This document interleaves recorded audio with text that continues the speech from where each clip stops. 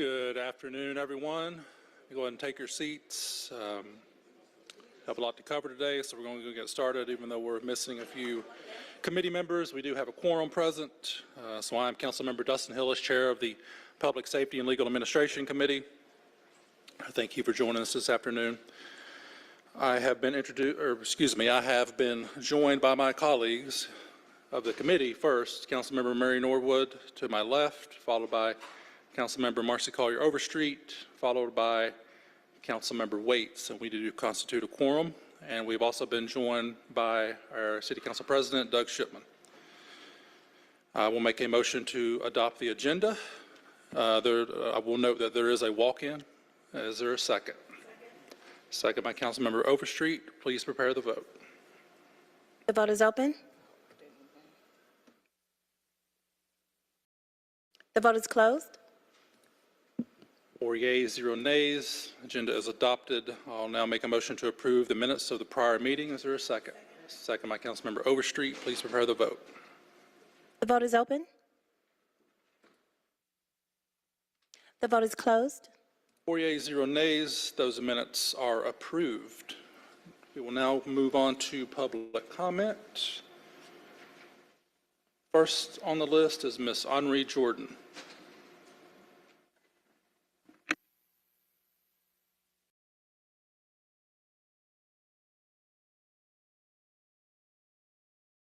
Everyone that's here. Therefore, thus saith the Lord, ye have not hearkened unto me in proclaiming liberty, everyone to his brother, and every man to his neighbor. Behold, I proclaim a liberty for you, saith the Lord, to the sword, to the pestilence, and to the famine. And I will make you to be removed unto all the kingdoms of the earth. Jeremiah 34, chapter 17, verse. Judgment cuts a man down to size, reminds him that his well-being really depends on God. Your knowledge is not higher than Jesus, James Swift, and anyone that agrees with him. I will even give them into the hand of their enemies, into the hand of them that seek their life, and that their body shall be for meat unto the fowls of the heaven, and to the beasts of the earth, Jeremiah 34, chapter 28th verse. 3 groups of punishment for disobedience are prescribed: eternal calamities such as death, despair, disease, and decline; external judgment such as defeat before the enemy; and the transmission of judgment to Israel's descendants. He that believeth and is baptized shall be saved, but he that believeth not shall be damned. Mark 16, chapter 16, verse. Only faith, not baptism, is essential for salvation. Seek how you can please and obey Jesus, that he would grant unto us, and that we, being delivered out of the hand of our enemies, might serve him without fear. Luke 1, chapter 74, verse. The believer is not free to do whatever he wants. True freedom is freedom from sin. And I will set my face against them. They shall go out from one fire, and another fire shall devour them. And ye shall know that I am the Lord, when I set my face against them. Ezekiel 15, chapter 7, verse. The point was clear. The nation had ceased to bear the fruit of righteousness, and was therefore destined for judgment. Georgia Power desire to raise the bill is Christ's judgment against sin. When you work against Jesus' word, you work against yourselves, because the word of God made you. So he has the right to destroy sin actions. That's when I must fight against sin in me and in others, because I want to inherit everlasting life, not destruction.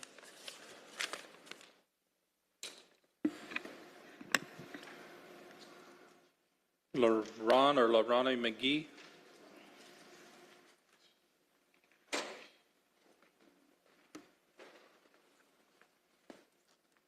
It's Leron McGee. I have a nonprofit called From Me Unto Unity, and I'm here today to speak in lieu of what happened on Saturday night at Atlantic Station. Since 2020, I have been submitting proposals about the child neglect laws, the Georgia child neglect laws, enforcing that in the city of Atlanta. When we're dealing with children, we all know that you need supervision. And the problem that we're having with our youth, hold on, let me start back, let me go back. The main reason why I sent the proposal in was the situation that we had with the water boys after the young man had got killed due to the issue with the water boys. And I sent the proposal in to make steps to say, hey, let's put adult supervision with the water boys and to have a training session before they go out. So it would, keep down the crime and would help with the kids, running the street as children do, because they're young, they're immature. So what I would do in the next week before the full council meeting, I will put together another proposal that will outline how we can implement this Georgia child neglect law into the city of Atlanta and help with our kids, and put a social service side to it too, to add a social service side so we won't incriminate the parents. All right, thank you. Thank you. Next, DeJuan Robinson.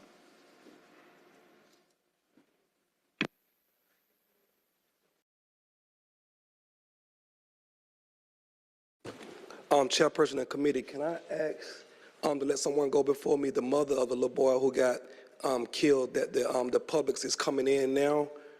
She's coming in, so I don't want my time to be, so is it okay if I let someone else go before me? Is she on the list? She's speaking with me. Okay. You can go ahead and have a seat, and I'll go through the list, and you can come up. You said she's en route here, or? She's coming, took those security downstairs now. Okay. Yeah, go ahead and have a seat, and I'll go through some more and then come back to you. Thank you. Leonard Dungy.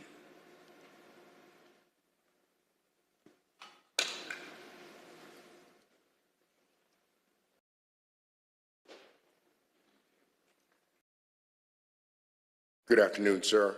I'm here to represent my organization, Hope Hustlers. We are a violence prevention organization in the city, and we are part of a national movement that is evidence-based, and it has proven to reduce violence in other cities as well as here in Atlanta. And I'm just here to speak on behalf of myself and other community-based organizations that are already in your city doing work. There is funding for it. We're in the process of receiving it, but I just wanted you to know that we are present and we are doing work in the city. We just need to duplicate ourselves. I'm not going to take up a whole lot of time. Councilman Amos and I have some concerted efforts in the West End right now, and I'm glad to meet some more council members and let you know that we are here. We do have the ear of the community, and we approach violence as a disease. We treat it like it's a public health issue, and so we fight it just like we would COVID. And the three ways to do that is to first, to interrupt the transmission, which is reaching out to those highest risk individuals through school or the community. Secondly is prevent the spread, and the way we do that is providing them with their 5 basic needs, them and their families. If their families are whole, they're less likely to commit violence, they're more likely to go to class. The third thing we do is we have to change group and social norms, and we do that by providing opportunities, whatever they may be, and mentoring throughout the community. That's what we do. Just wanted to introduce myself, and thank you for your time. Thank you. Recognize we have been joined by our Vice Chair, Councilmember Amos. Next, I have P. Birth. Someone signed up as P, the letter P, Birth. Chris Brown. Chris Brown, are you present?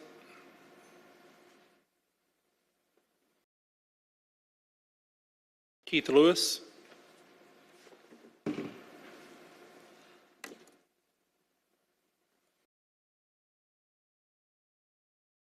Good afternoon, Council.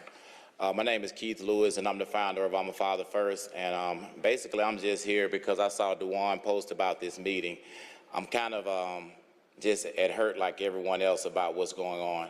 During the pandemic, our organization, we worked with the water boys. We hired a lot of those young men. We provided resources. We provided scholarships. We fed over 250,000 meals of love throughout the city of Atlanta. And then post that, most recently we just did an event with Mayor Dickens and Councilwoman Overstreet over at the Andrew and Walter Young YMCA. And it was totally to address a youth task force in which we've been, congregating people together. I serve on the board at the Carl Sanders YMCA. But really, I just think we need to come with collective support from you guys to get all the individual organizations together. I hear a lot of pleas and things for everyone's individual, what they feel they can do and provide. But I think we need more of a collective unity where there's standalone meetings where people are actually putting in some type of divisive plan. So we're just offering our support. What we do individually is cool, but as a whole, the community hurts. Everyone has their own idea of a solution, but I think at this moment, the unity that is needed in this community is most important. So I just encourage you guys to, hold some type of meeting for the brothers and sisters in here with organizations that actually want to do the work consistently. We can kind of put our individual resumes to a side and just work on the collective plan. So I'm just here in support of unity in this whole community, the city of Atlanta. Thank you very much. Thank you. Next is Antoine Seymour.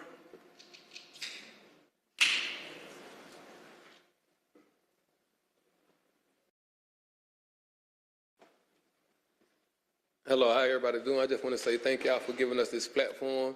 I'm Antoine Seymour. I have an organization as well, and I'm picking back off all the men just spoke up.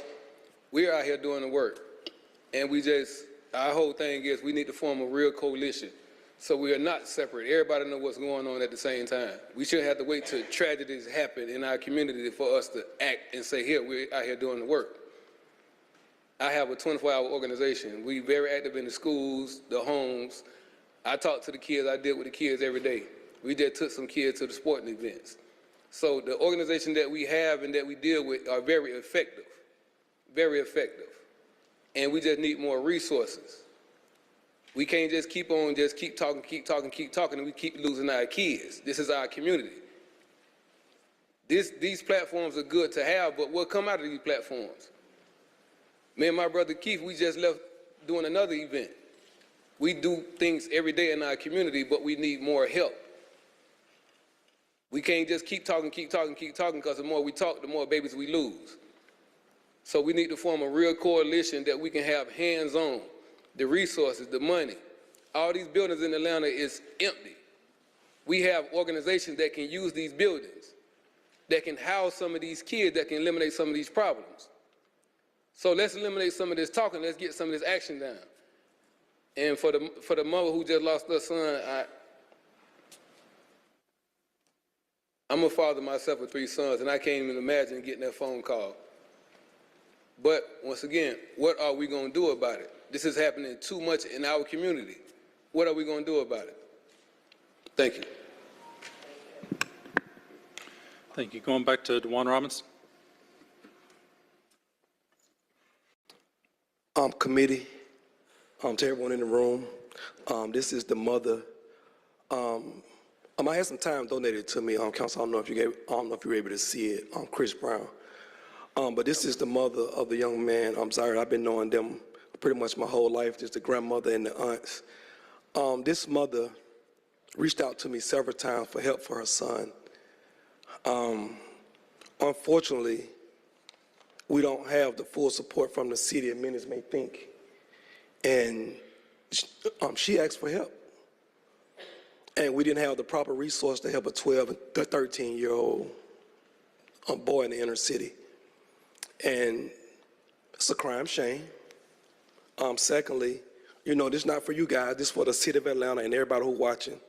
You can't have kids being killed and we don't have the city council member who represent their district at the press conference. These are boys, mothers and fathers who voted for this man, and he was not there, and we brought the superintendent out there, and we didn't bring the city council out there. We got that wrong, and we got to stop exiling people who didn't vote for you and support you and not doing that. We got to stop doing that.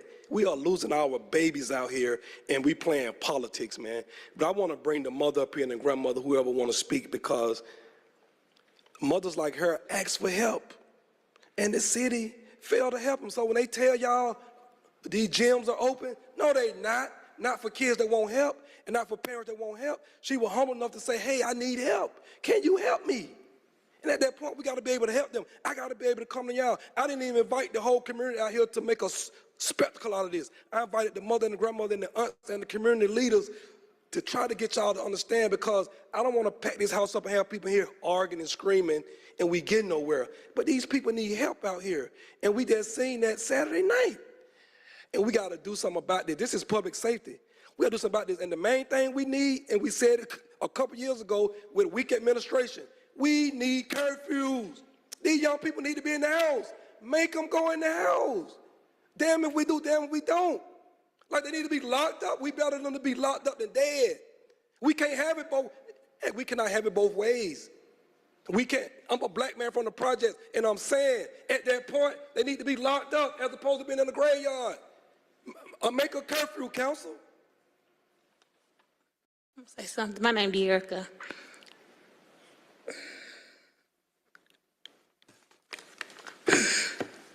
I called everybody I could. I called them. I asked for help. I said, I have a 12-year-old son who did not have a father. I worked 2 jobs. I'm a single mom. I have 5 kids. I'm not blaming it on the single parent because the daddy wasn't in life, but I still had to do it. I worked at 2 jobs. I lost my second job. I didn't have a babysitter for my kids. I had my kids coming to work with me. So that's how I lost my second job. I couldn't stay at home and hold our young hand, but I tried. I reached out to him. I work at the school. The social worker have tried. I called the police on my son. I know my son, he come in the house late. I called the police several times. I said, could y'all please lock my son up? I can show y'all testaments, lock him up so he can know how I feel to be sat down. Please, they told me. I gotta have a voice support system. I gotta take my son to the juvenile system, to get him somebody to help him. I said, what 12-year-old son, running the street gonna come with me? Can I come by myself and give y'all information? Y'all go find my son. They told me, no, we cannot help you. My son about mental illness. He had to take pills. It was my fault. I stopped giving him pills because he had a bad allergic reaction at school one day. I had to take 5 EpiPens, and that scared me. I thought I was going to lose my son then. So I stopped giving him medicine. That's why he didn't take the medicine, but he was fighting mental illness. I tried, y'all. I called the police office almost 30 times. 30 times in the last 2 years. They told me they can't do nothing. I said, he's out breaking these folks' cars. Could y'all please get him off the street to set him down, let him know, but somebody killed my son. And I can give y'all this police officer number. I talked to him 7 days ago. And I said, I'm begging you, could you get my son in custody? He said, I can take him down to the juvenile system all day. It's up to them to keep him, and they're not going to keep him. He had to really hurt somebody for them to keep your son, but now he's hurt. I wanted him to feel it. I'm hurt. I wanted him to feel how it feels to be sat down, let you know this is life, Zion. But now I'm feeling hurt. My son is gone. I don't have no son no more. He's gone. And I cried out for help. I cried out for it, y'all. I promise y'all, I cried out for it. But I felt my son. I felt my kids. I felt myself. I felt like I didn't do enough. But I cried. And I cried. I called him when I was at work. I cried, y'all. I cried. Could y'all please help? Help these young boys while they still got a chance, because I don't have a chance no more. I don't.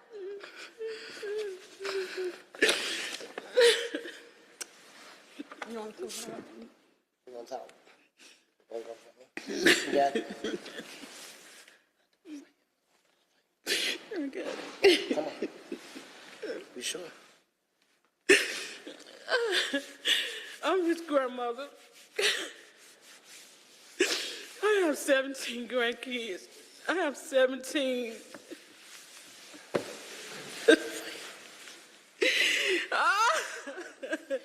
I just lost my son a year ago, a pancreatic cancer. I lost my sister 6 months ago, cancer. I lost my father last month. And now I just lost my grandson. I can't take it no more. For the last 7 days, y'all, my grandson was with me at my house every single day, every day. I tried to save him. I said, Zion, stop breaking in people's cars, Zion. You don't have to do this. You don't have to do this. He surrounded his people. He surrounded himself with older people that was older than him, 17, 18-year-old. I went to these people's mother. My grandson is 12 years old. He shouldn't be hanging with y'all kids. You know, can y'all please let my grandson come around here? Send him home. Send him back around here. Don't let him hang out, you know. This particular day, my father's been gone a month. I haven't been to my father's house since he died. My father stayed in Conyers. He was on a chair when I left home to sleep. I drove to my father's house in Conyers. My daughter called me and said, Mama, where you at? So I'm gone. She said, where's Zion? I said, when I left, he was on the chair asleep. Zion, don't go out the house, Zion. By the time I got back, he was gone. He was gone. Then we got the call that he was dead. Not only was my grandson confused, he lost his granddaddy, and he lost his uncle. They was taking care of him. I guess that kind of had a mental effect on him. He was going through something. We reached out. We tried to call. I even called the police. Please lock him up. Please lock him up. I begged them. So you saying that my grandson got to go out here and kill somebody or get killed before y'all can lock him up? He dead now. He can't be locked up now. He dead. The system have failed us again. Again.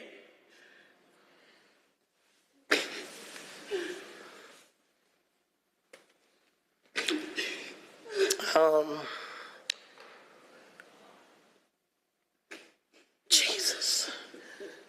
I stood before y'all, how many years ago, more? About 7 years ago. I'm Peaches. I'm Big Peaches from the streets. I stood up 7 years ago. Chief Shield wasn't even the chief then. I stopped one of the biggest wars that was going on in our community.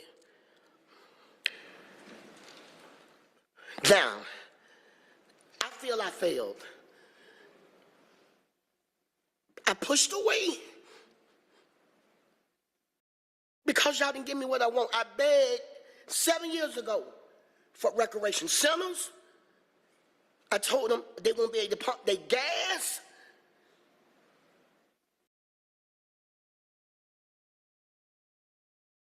Come on. We losing. Every day we losing. It don't affect the system until it knocks on your front door. The violence. We might not be able to stop it, but we can control it.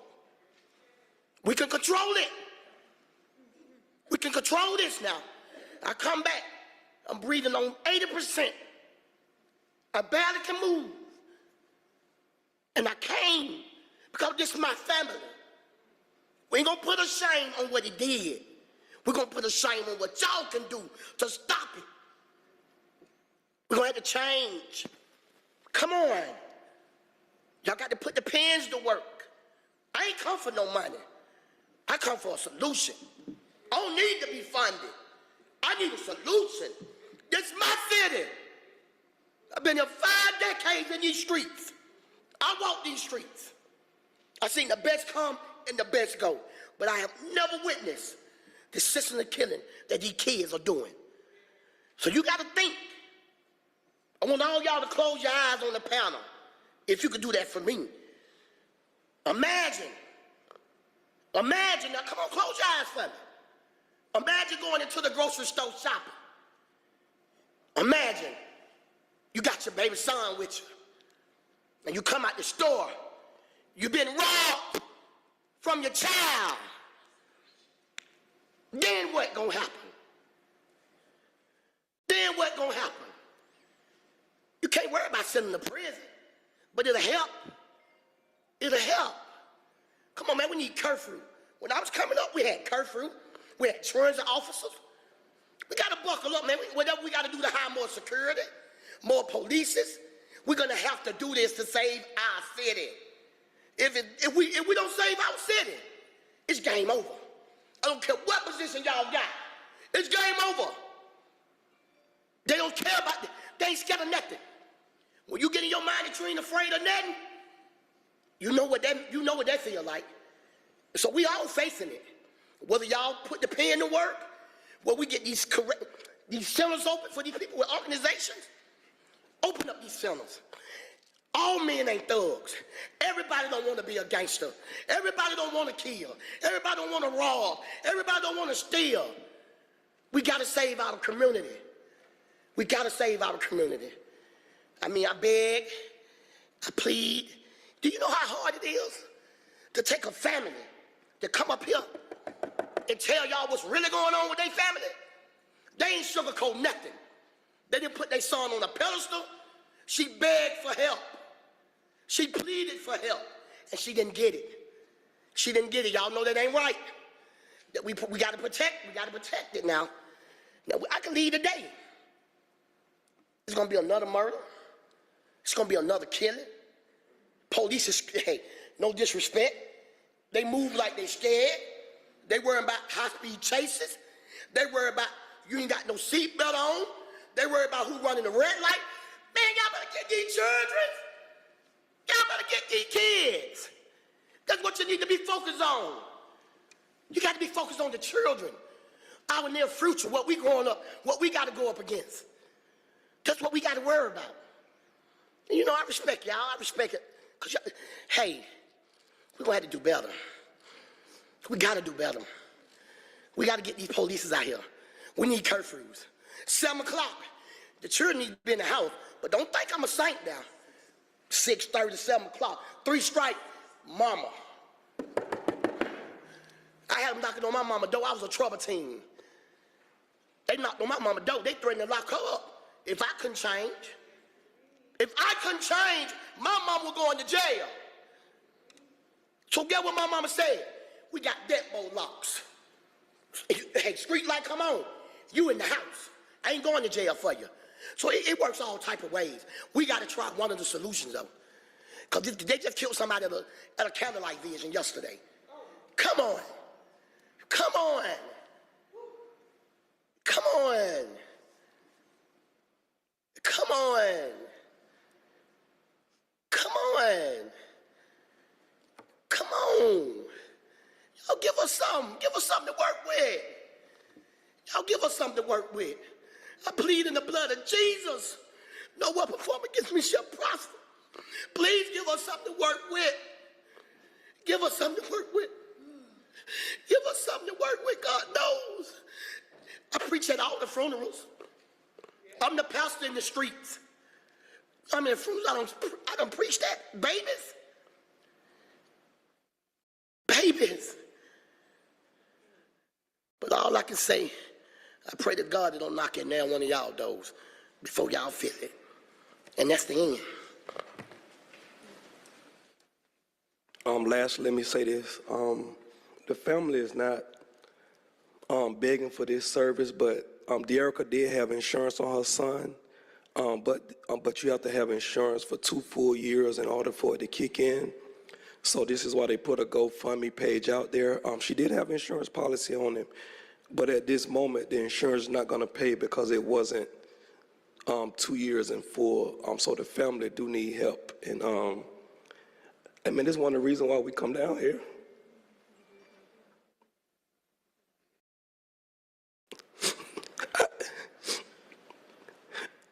Man, we have to deal with this because we from the streets. Y'all don't see this.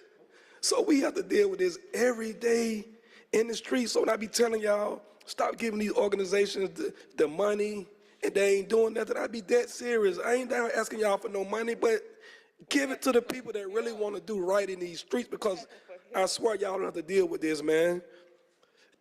We've been dealing with administration after administration that don't know how to say they don't know how to help. I don't want to say they don't want to help, but they not man or woman enough to say, hey, we don't know how to help. Can you help us? This is one reason why I do respect you, Mayor, and I always say this. When you was running for mayor, you told me certain things you didn't understand. You said, but DeJuan, you from that side of town, you understand, so you help these people. That was one of the main reasons why I supported you, because you humbly said, hey, I'm from Buckhead, you from Bankhead, I don't know, but we're going to get the people that do know. Yeah. And that's all it takes. Everybody don't know how. Solomon was named the wisest man in the Bible because he asked God when he was named king. God said, what do you want? He said, I don't want nothing but show me how to lead your people. That's all he asked for. And because of that, God said, you will have everything in the world you want because you only asked for me to show you how to lead your people. And that's what we got to do, man. We got to take better care of these youth. And I know it starts at home, and it starts with APS, but we over here because you guys can put this curfew together, and that's what we need. And we need to hold those accountable across the yard to stop saying these gyms are open for such and such thing.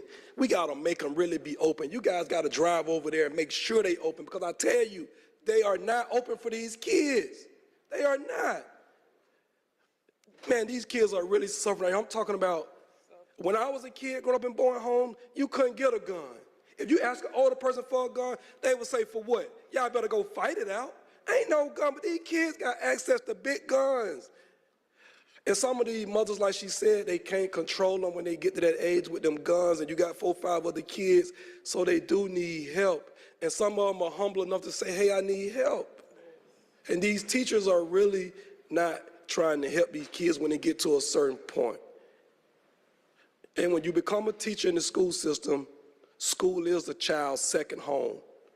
That's the place you spend your most awake hours at. At home, you're sleeping for 6, 7, 8 hours. School is where you spend your most awake conscious hours at. So when you become a teacher, a principal, or any leadership, you are the second parent. You are the second parent. Regardless, you don't want to sign up for it, yes, you are.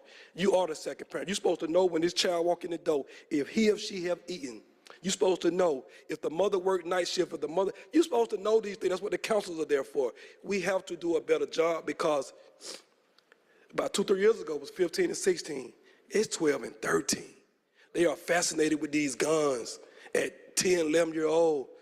It's getting younger and younger, and they don't know how to shoot. We all adults. When you shoot a gun at that age, you don't know if the gun's gonna go up, down, left, and right. You aiming right there at Howard Shook, you hitting Julian Bond because you don't know the gun gonna jump.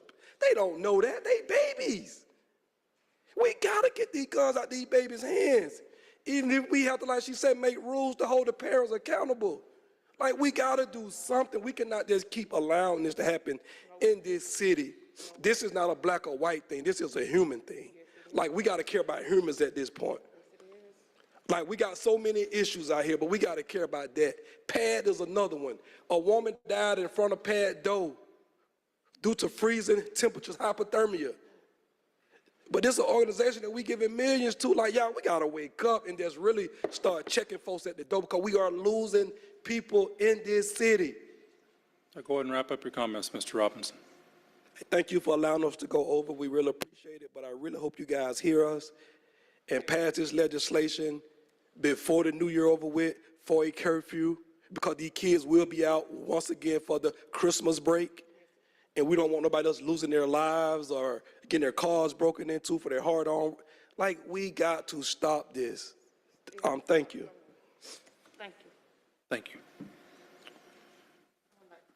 That concludes, I'll have to sign up for public comment. We will now move on to our presentations. First up, we have the Atlanta Police Department Biweekly Update. Deputy Chief Peak, welcome.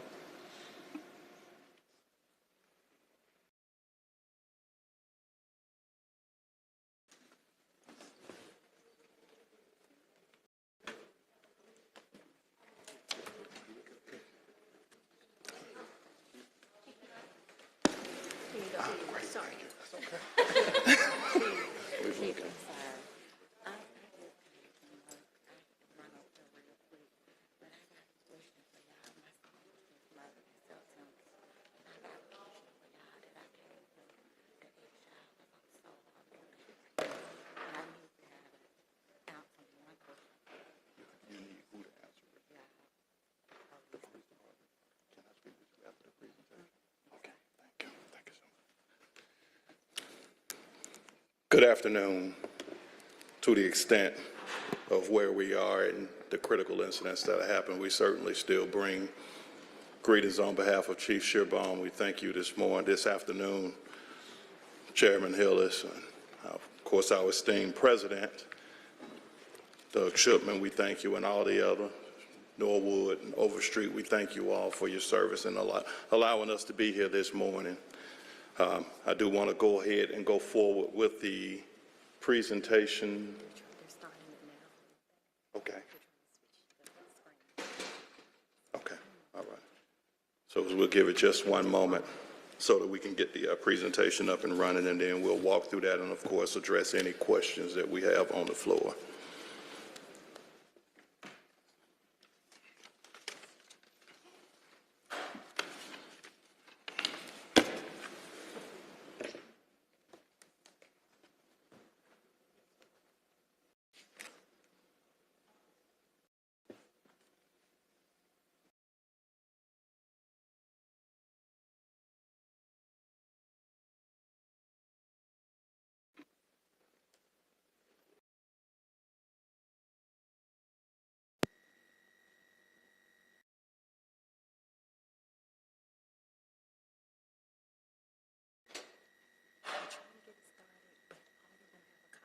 Okay.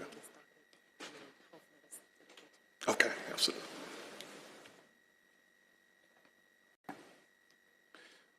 Good afternoon. Told that you all have a copy, so while they're still loading on the system, we'll go ahead and just walk through the slides that we have available at this particular point in time. For the record, my name is Deputy Chief Timothy Peak, Atlanta Police Department. So for this actual briefing today, we will start with our second page, which will be the actual PLSA briefing, city-wide crime data for week 47. What we will share with this particular slide, if you look at it, and I think it's coming on board now, so there we go. We're up and going. For week 7, year to date, we're at a 3% increase over this time last year.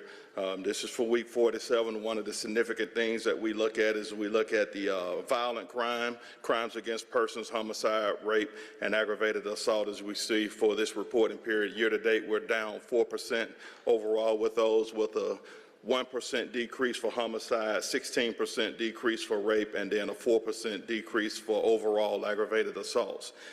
Focusing where the challenges are, we're still, as we recognize, with larceny from autos being the crime that's represented, that gives us the most amount of crime throughout the city of Atlanta. Larceny from autos, when they're directly related to the auto thefts, people will steal a vehicle and then they will turn around and utilize that vehicle to go commit the crimes, as we've reported in some of the earlier weeks. So for this particular period in time, when you look at your larceny from auto crimes, we are 6% up over last year, and the auto thefts are 2% up. We're watching those numbers because, again, when you look at the 28-day period, both of them have an increase at this particular point, 2% up for larceny from autos for the 28-day and 22% for the auto thefts.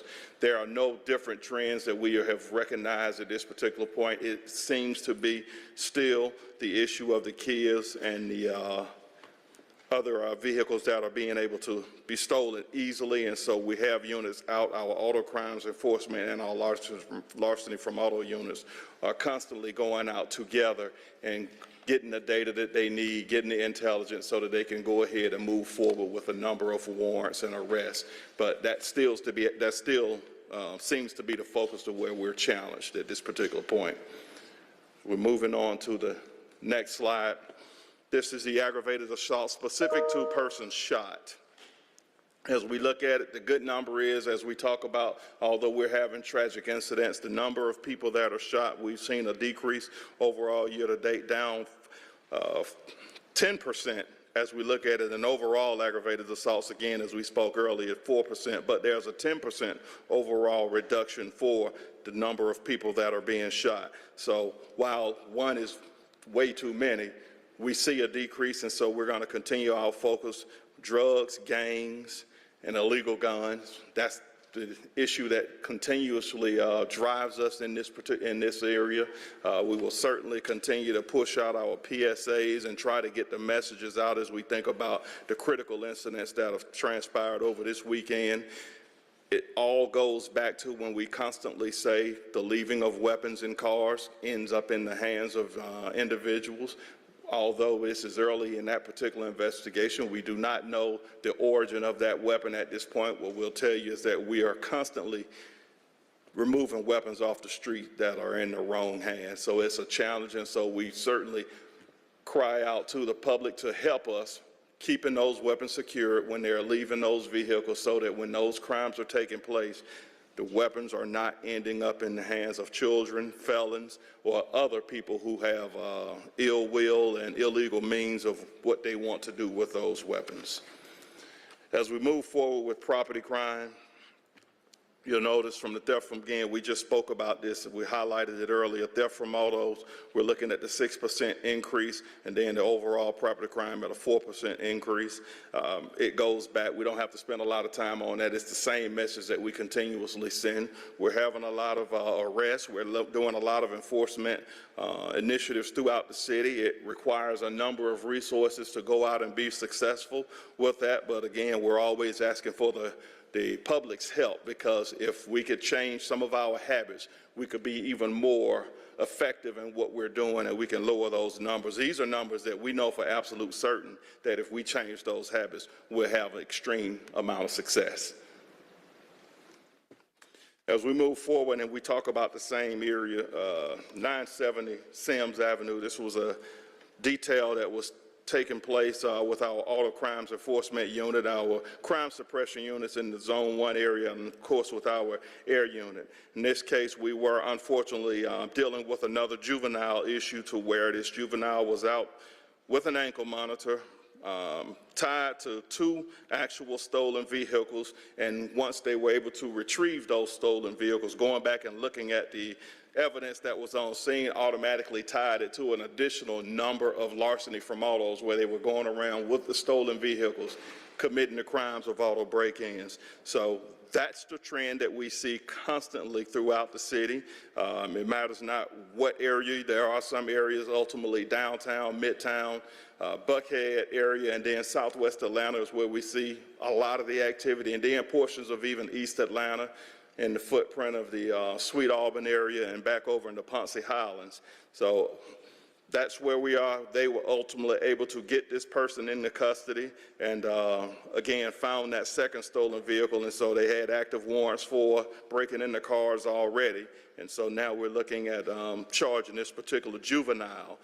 What I'll say is that what we try to do on a lot of these situations, when we identify these people that are committing the crimes, once we deal with the charges, we try to follow back up with our PAL unit and other entities, so that we can reach out to the kids and redivert their attention over to the At Promise centers. We have 3 of them within the city that we try to really get the families over there and get the services that they need when we have willing participants. Not everybody's willing when we offer those services, but we continuously try to make a difference in the community and to stop some of the crimes that are taking place.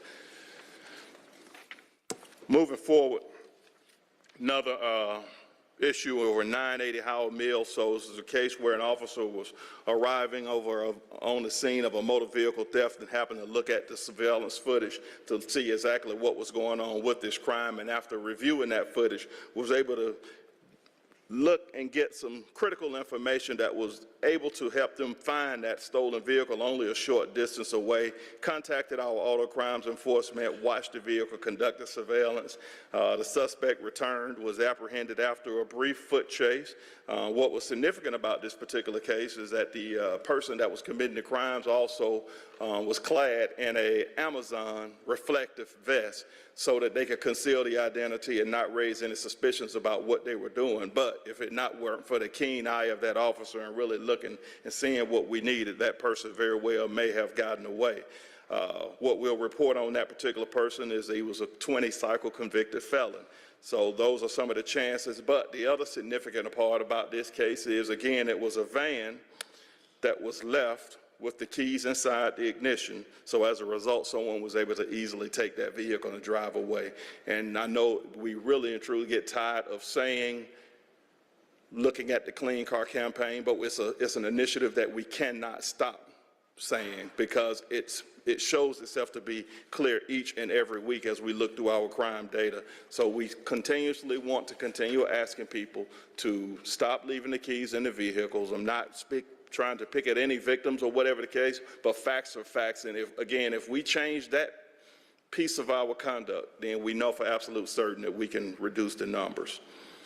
As we move forward with repeat offenders, looking at who we're dealing with on a regular basis. So in this particular week, we're looking at a total of arrests of about 22 people. But what does the data represent moving forward? 45% of those repeat offenders were dealing with weapons charges. 13% for violent crimes, not homicide, but murder, rape, robbery, all of those issues. And then property crimes, 22% of repeat offenders, and 18% narcotics. Average age of arrest, 42, number of arrests, 26, and the number of felony convictions that we see with those repeat offenders at this particular point was 6 felony convictions on an average. We continuously work with the Fulton County District Attorney's Office. They've been great partners in focusing with the repeat offender program, trying to identify the worst of the worst to get the ones that are doing the violent crime prosecuted and kept off the street, and those that we can identify and really get the resources that they need to try to make them whole. We will do so with that program and working with the courts to ensure that we get the right sentencing as well as the programs offered to those individuals that are in need. Finally, moving forward, a lot of things that we do with the Atlanta Police Department, we just would not be successful if we did not have the support of the Atlanta Police Foundation. Nothing certainly against this body. We thank you for all the support that you have done with the Mayor's Administration, City Council. You all have shown your true support to the Atlanta Police Department for crime fighting, but we know oftentimes that we just can't spend enough city taxpayer dollars to do what needs to be done. So when the foundation steps in and have events like such, Tonight in Blue, this helps us fund a lot of initiatives, even like as we talk about Connect Atlanta and getting the resources where we need. The foundation has been beneficial on that. This particular one was a Night in Blue that was taking place a few weeks ago at the City Winery. Great event, a lot of opportunity to really come together and receive the appreciation from the foundation and those other supporters and donors that were there to help aid the Atlanta Police Department with the success. Ultimately, it helps the city tremendously. Moving forward, we'll look at Connect Atlanta. Again, we just spoke about it, so we're happy to report that at this particular point, we have over 10,000 integrated cameras with a number of them that are in process as we speak right now, trying to get integrated into our system. One of the issues we're looking at is even with the helpful support of Atlantic Station, trying to get them as well. I think there's a lot of dialogue already taking place, so we look forward to being even better partners than we are now with them. And again, we've got about 6,378 cameras that are registered, and it just simply means that if we have an issue, we're able to reach out to you in an electronic means instead of having to drive across town and knock on doors looking for video. We're able to do it electronically.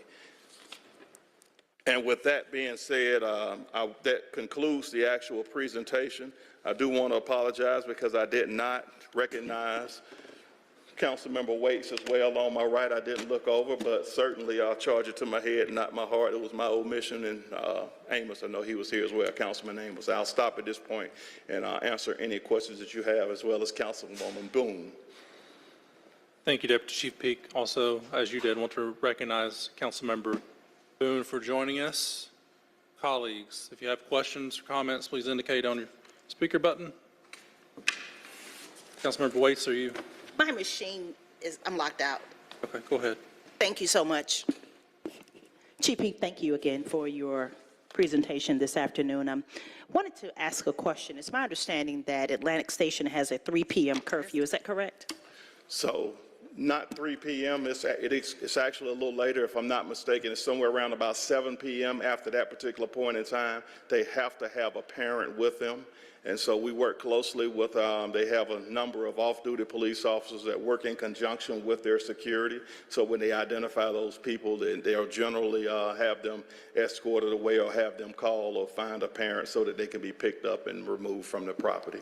And it's further my understanding that there were 300 youth that were under the age of 16 at the time that this particular tragic situation occurred. I know that there was a large number. I can't say whether it was 300 or not. What I will say is historically we have seen issues every now and then to where we deal with it, and even so to speak as we get into the holiday season where we'll have families that will take their children over and they will drop them off at different shopping areas within the city.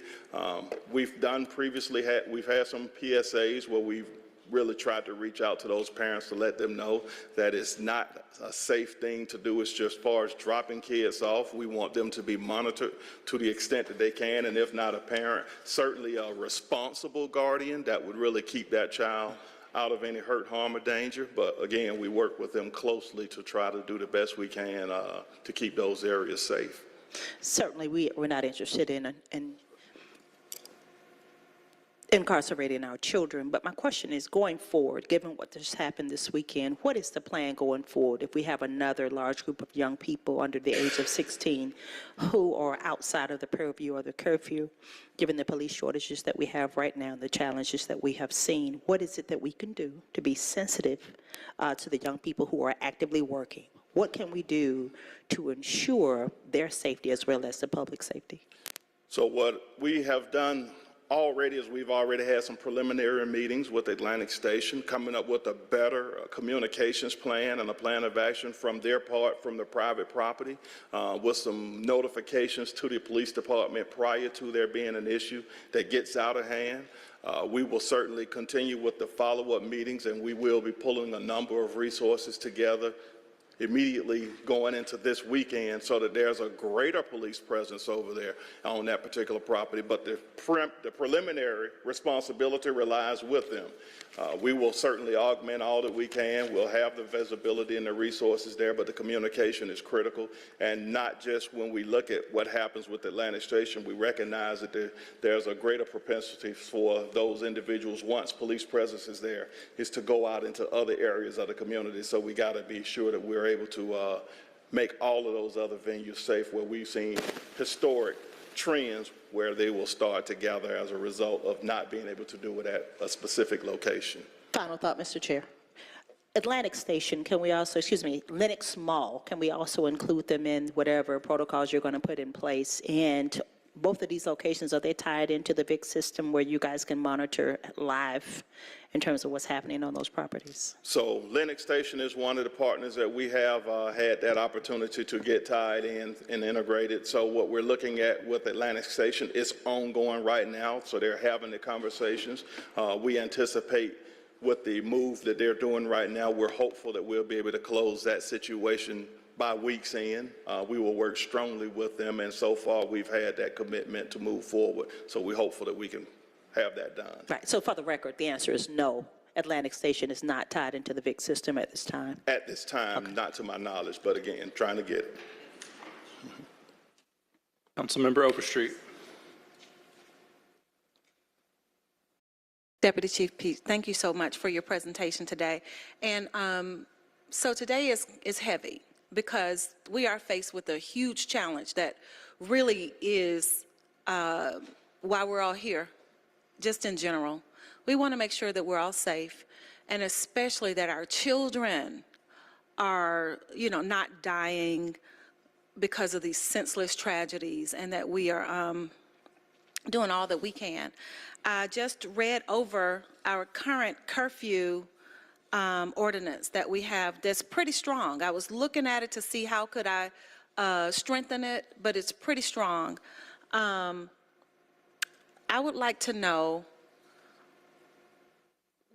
because what happens is when you over-enforce in one area, everyone just moves to another area, just like you just said. So I know that we have these this ordinance in place already that's pretty strong. It does have teeth. But we need to make sure that our 200, 300 children aren't moving to the next place and to the next place, to West End, Greenbrier Mall, Camp Creek Marketplace. And a lot of these places are actually private properties. So they should be tied into VIC, and they should be working hand in hand with APD. And APD should not be 100% responsible for security on those private properties. I do understand that. Same thing with schools. They have their own police department. And a lot of people don't understand that. So I know that when people are speaking, you probably feel as if they're saying that the city is responsible for everything. And in the eyes of the people, we are. You know, just like as a council member, I'm responsible for every tree, everything. Like, that's just how it is. Every homeless person, we're all responsible. So what I'd like to know is, since we already have in place quite a lofty curfew, what can we do to make sure that we're enforcing this curfew and working with these private entities so that our children aren't moving in groups of 200 and 300 from one area to another area?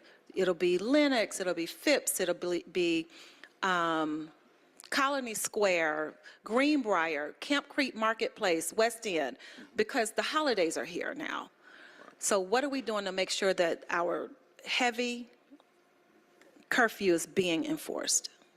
Absolutely, absolutely, and thank you for that question. So what I'll say is that we are coordinating with all of the entities, with all of the private property entities that you've actually just named, alongside as we look at Camp Creek Marketplace that borders East Point. So we are in conversation with Chief of Police over at East Point as well to ensure that he, as well as the Sheriff Labatt, provide us some additional resources in that footprint so that it's just not Atlanta Police, but also, you're absolutely right, working with those private party entities so that they own up to their responsibility for providing a safe environment as well.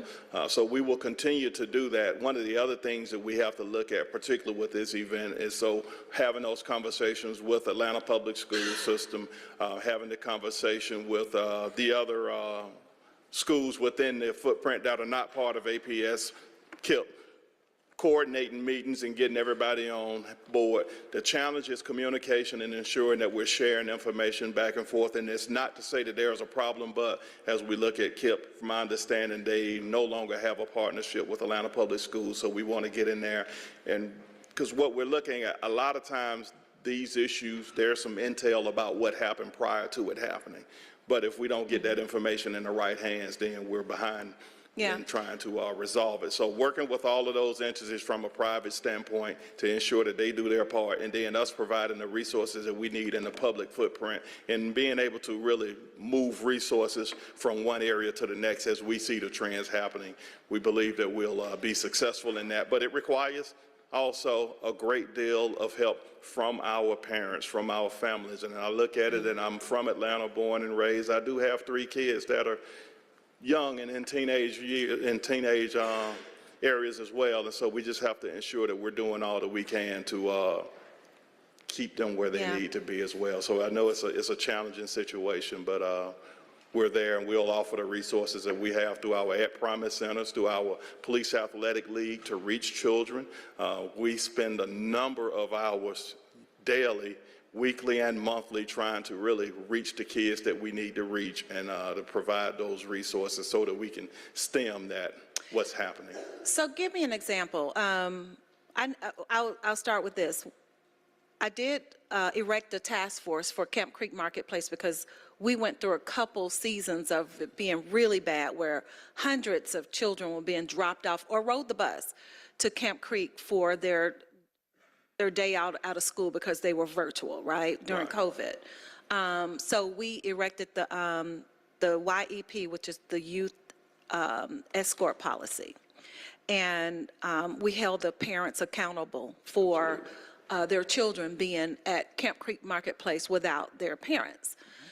I want to know, when you're faced with a juvenile, and that's, 16 and below, and you know that they're out after curfew, what happens then when our officers encounter them, 50 or 100 of them, or even one? What happens?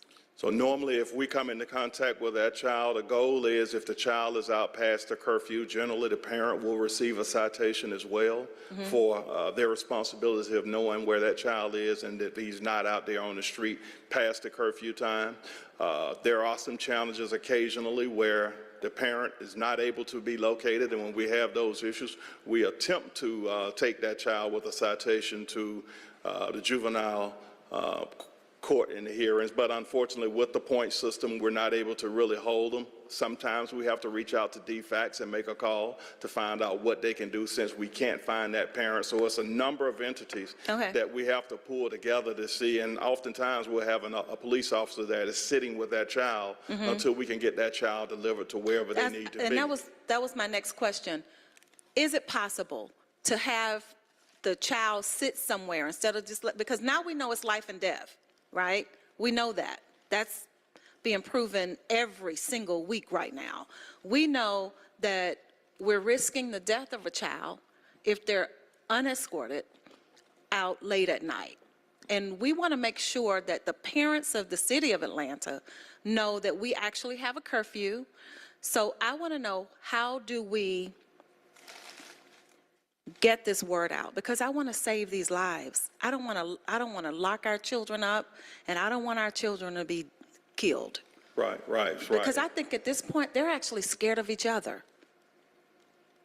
So what I would say is, how we get the message out, we're certainly working with our public affairs director, and she's putting a lot of communications together as we speak to reach out and push this information out. We've done it before.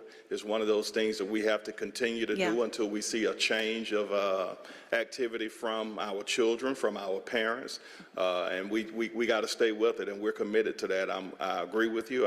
One more is just way too many. I agree. I think that when the parents understand that we're serious about our curfew, that we will see a difference, because you know, the examples are clear at this point.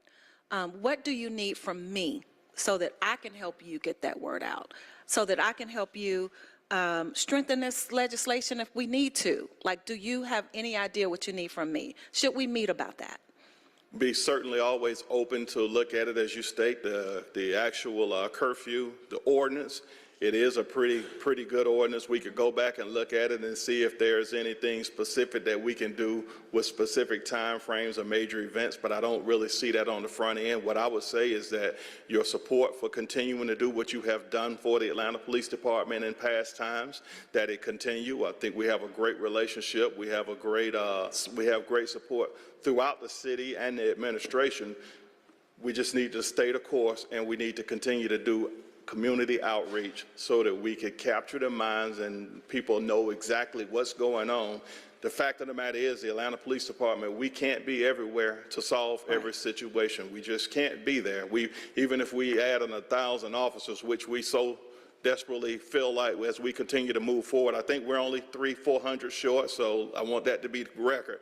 But regardless to the number that we hire, we won't be able to put a police officer at every corner inside the city. Right. So it requires more than just the police department to address this issue. It requires more all than the of city us. of Atlanta. It has to be a parent, all of the other external entities that are out there that are willing to get those programs independently of the police department, because what I'll say is, we're tasked with everything already, but we're not tired. We're going to continue to do what we can do, and we'll continue to do the best we can to serve our citizens and make us safe. What do you think about what you heard today, where the nonprofits, all of the gentlemen that came forward of the different nonprofit organizations, said they want to get together and have a meeting about how to help our youth? Anytime that we can pull some people together and brainstorm and come up with the best practices, I'm always open to that. Oftentimes we'll find some good ideas. Oftentimes we'll find out that we're already doing a number of them. And so what I challenge is, if there are some that are out there and they're not active and doing what they need to be doing, that they really focus that attention and come out and do that part. Aside from the Atlanta Police Department, we will be there to partner, but what's challenging is when we take on things from other entities that really bog us down even more. So, but we'll always meet and try to brainstorm and provide ideas, provide guidance where we need to go to resolve some of these unfortunate incidents. Okay. Well, you know, thank you. I'm here to help, and you know, thank you very much. Absolutely, absolutely. All right, we have also been joined by our colleague, Councilmember Michael Julian Bond, who is up next. Thank you, Mr. Chair, and thank you, Deputy Chief Peak, for your presentation. And I just kind of want to second what Councilmember Overstreet expressed here today. You know, back in my days, Atlantic Station today, but it was the Omni when I was a young person, and where all the teenagers in the city would gather and really pack out that building. Yes. And, you know, of course, the skating rink was there, the movies were there, all the attractions in downtown were all in one place, and so it was natural for the young people to want to go there, just like, you know, these Atlantic Station, Camp Creek Marketplace, Lenox Mall, I mean, they're attractive places, so young people want to be there. You know, of course, they'd want to gravitate there because there's no recreation for them. And I'm on my soapbox, 50% of what I'm going to say is that is the only population across America, right, in the city of Atlanta and all across America that is 100% subject to the laws and policy that we pass, whether it's on the school board side or the municipal side, that the population that we can manage. And so I think there does need to be a conversation where we sit down with our sister government and try to define policies for managing the lives of our young people. You know, the institutions over the last 5 decades have not changed in the way that they function, but the community has changed.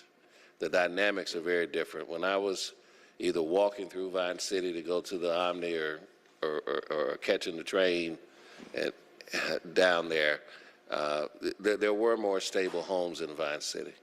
There were more stable homes throughout the city. There were less single-parent homes, whether female head or male head. And so there was more accountability at home for a lot of these young people. And, you know, sadly to say, that's not the case today. You know, the community has changed.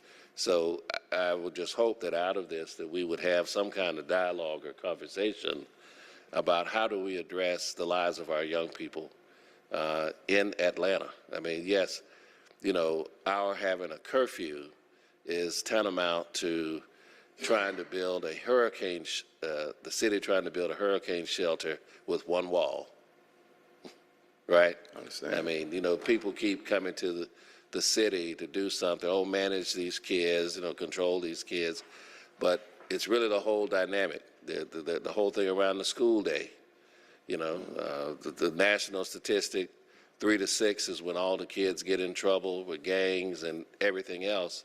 But school is out at 3 o'clock. It opens the door for that. Maybe the school day should be longer. Maybe the school should be year round. You know, maybe we ought to have maybe our rec centers ought to be open on Saturday evenings, you know, all over the weekend. I mean, and Sunday. And so all of this, you know, has to be purposely talked about and addressed. And as a sidebar to this, is a greater impact to the community. I spoke with one of the mothers of the victims on Sunday. Is Miss Fagan? Oh, okay. Okay, no, I'm talking about Miss Fagan. Her daughter was shot, and they tried to take her to Grady. Grady was full, was not accepting people, even though this girl had a gunshot wound. She had to go all the way out to Emory. Emory did not remove the bullet because they didn't have an operating room. They sent her home with medication. She still has a bullet in her body. So I put them in touch with someone at the top level of Grady to get them back into the hospital. So it's a greater impact of what is going on that demands a greater response than simply us being the only entity that addresses a change in our laws and policy.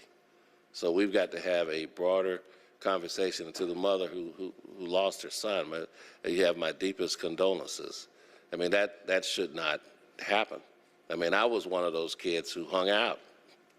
I was never at home. I was always at the mall. I was always out somewhere. And that was during missing and murdered children also. You know, so, you know, I was a latchkey kid. So, you know, I understand the need for children to be out that way. So there's a bigger, broader conversation that we need to have immediately, surrounding this, Totally agree. And anytime that there's an opportunity, we certainly, from the Atlanta Police Department standpoint, want to be at the table. It just hurts us each time we have to respond and go out and see something like that. It hits each and every person that's there. And I'm just in remembrance just now, as we had an officer that was shaken up, that was actually one of the responding people, and so we have to see about his well-being. So it takes a toll on us all. What I'll say is that we're having immediate conversations, and I don't want this just to be a police situation, because really and truly we get involved after all of the other entities, and I'll stop short of using the word fail, but all the other cracks have slipped through, and then it comes to the lap of the police department to have to deal with. But not just police, because I could pick up the phone and call Chief Applin, Chief Commander Adams over at Atlanta Public School System. They're great partners with us.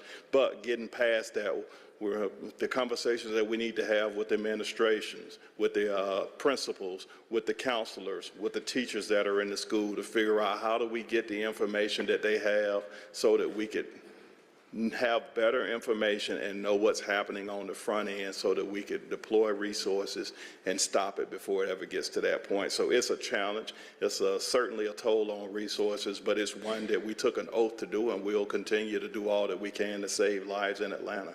Well, yeah, I know you all will, but it's the policymakers that need to be at the table now, because, again, as I said, we have the legal authority to manage and provide for that population totally. Everybody 17 and younger, we have complete legal control over. So we can set, we can set the standard for what their day ought to look like, what their school times, where they go, where they play, when they do it, when they have to be at home. We have complete control over them. And so we have to stop being hurt, being damaged when they do things on their own and say, oh, somebody should have done something about it. It's time for the adults in the room to do something about it, and not just the police departments, because you're right, it's too late when it comes to that. But I want to shift the conversation to another topic that I'm concerned about.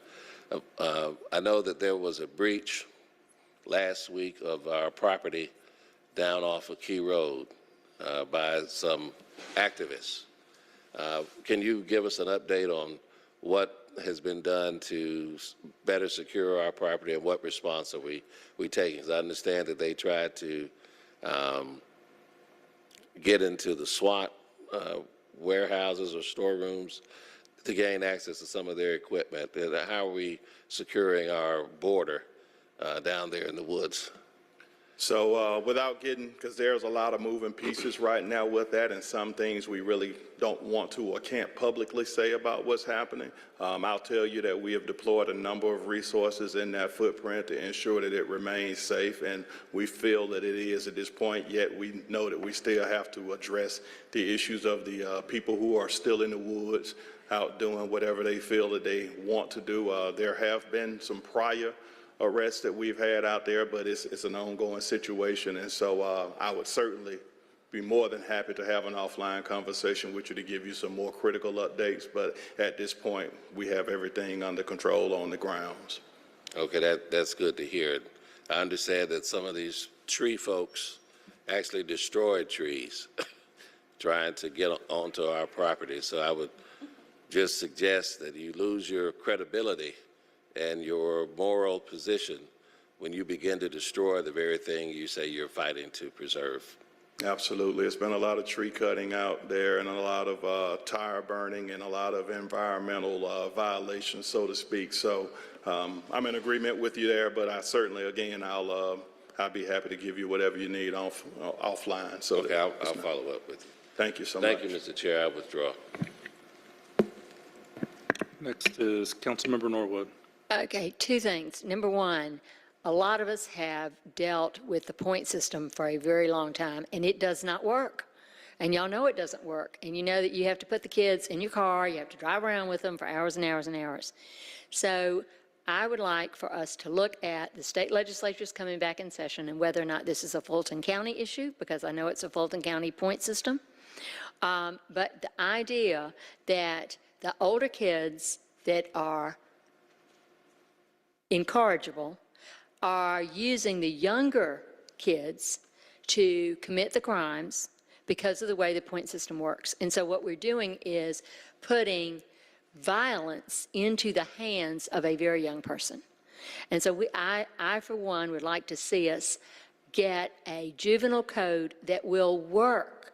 Because what I understood in all my years down here is that you expunge the record, and so you never get to enough points. And like that mother said, my son was going to have to kill someone for him to even be taken to be protected, so that he would understand that what he was doing was leading to the path that it led to.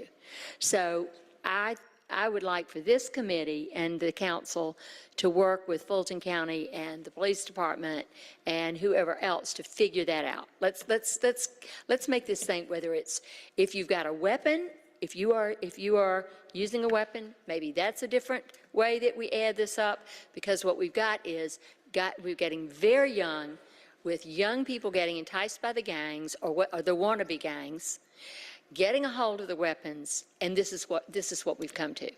So that's my first thing. The second thing is, as we just heard from groups that say, we're doing this, we're doing that, we need resources, we don't need resources, but we are doing all this great work. We've got a youth commission that Chairwoman Boone chairs, the council for Committee on Council. We've got a youth commission. And what I believe has to be done is, right now, let's have, my favorite thing, a spreadsheet. Okay, what are you doing? What have you done for the past 30 days? Where have you physically been? How many children have you physically interacted with?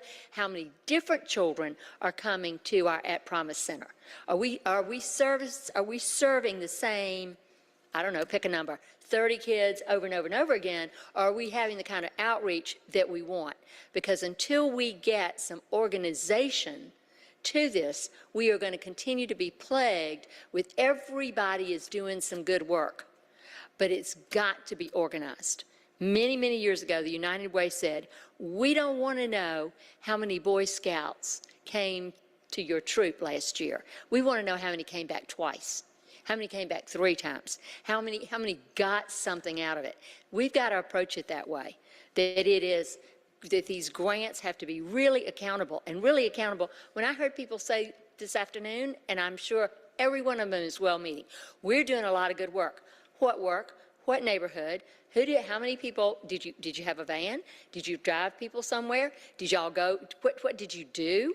So beyond midnight basketball, what's going on with Atlanta Area Tech? How many young people are we actually reaching through Atlanta Area Tech, so that we can get kids that aren't just playing basketball, but actually learn how to do something? And so those are my 2.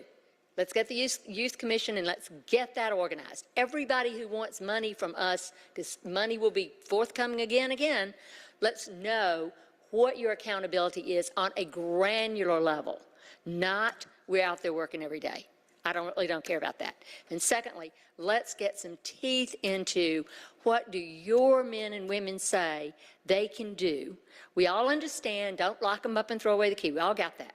But there's got to be something between putting you back in the back of my patrol car for 5 hours to find auntie versus doing not that, but nothing else.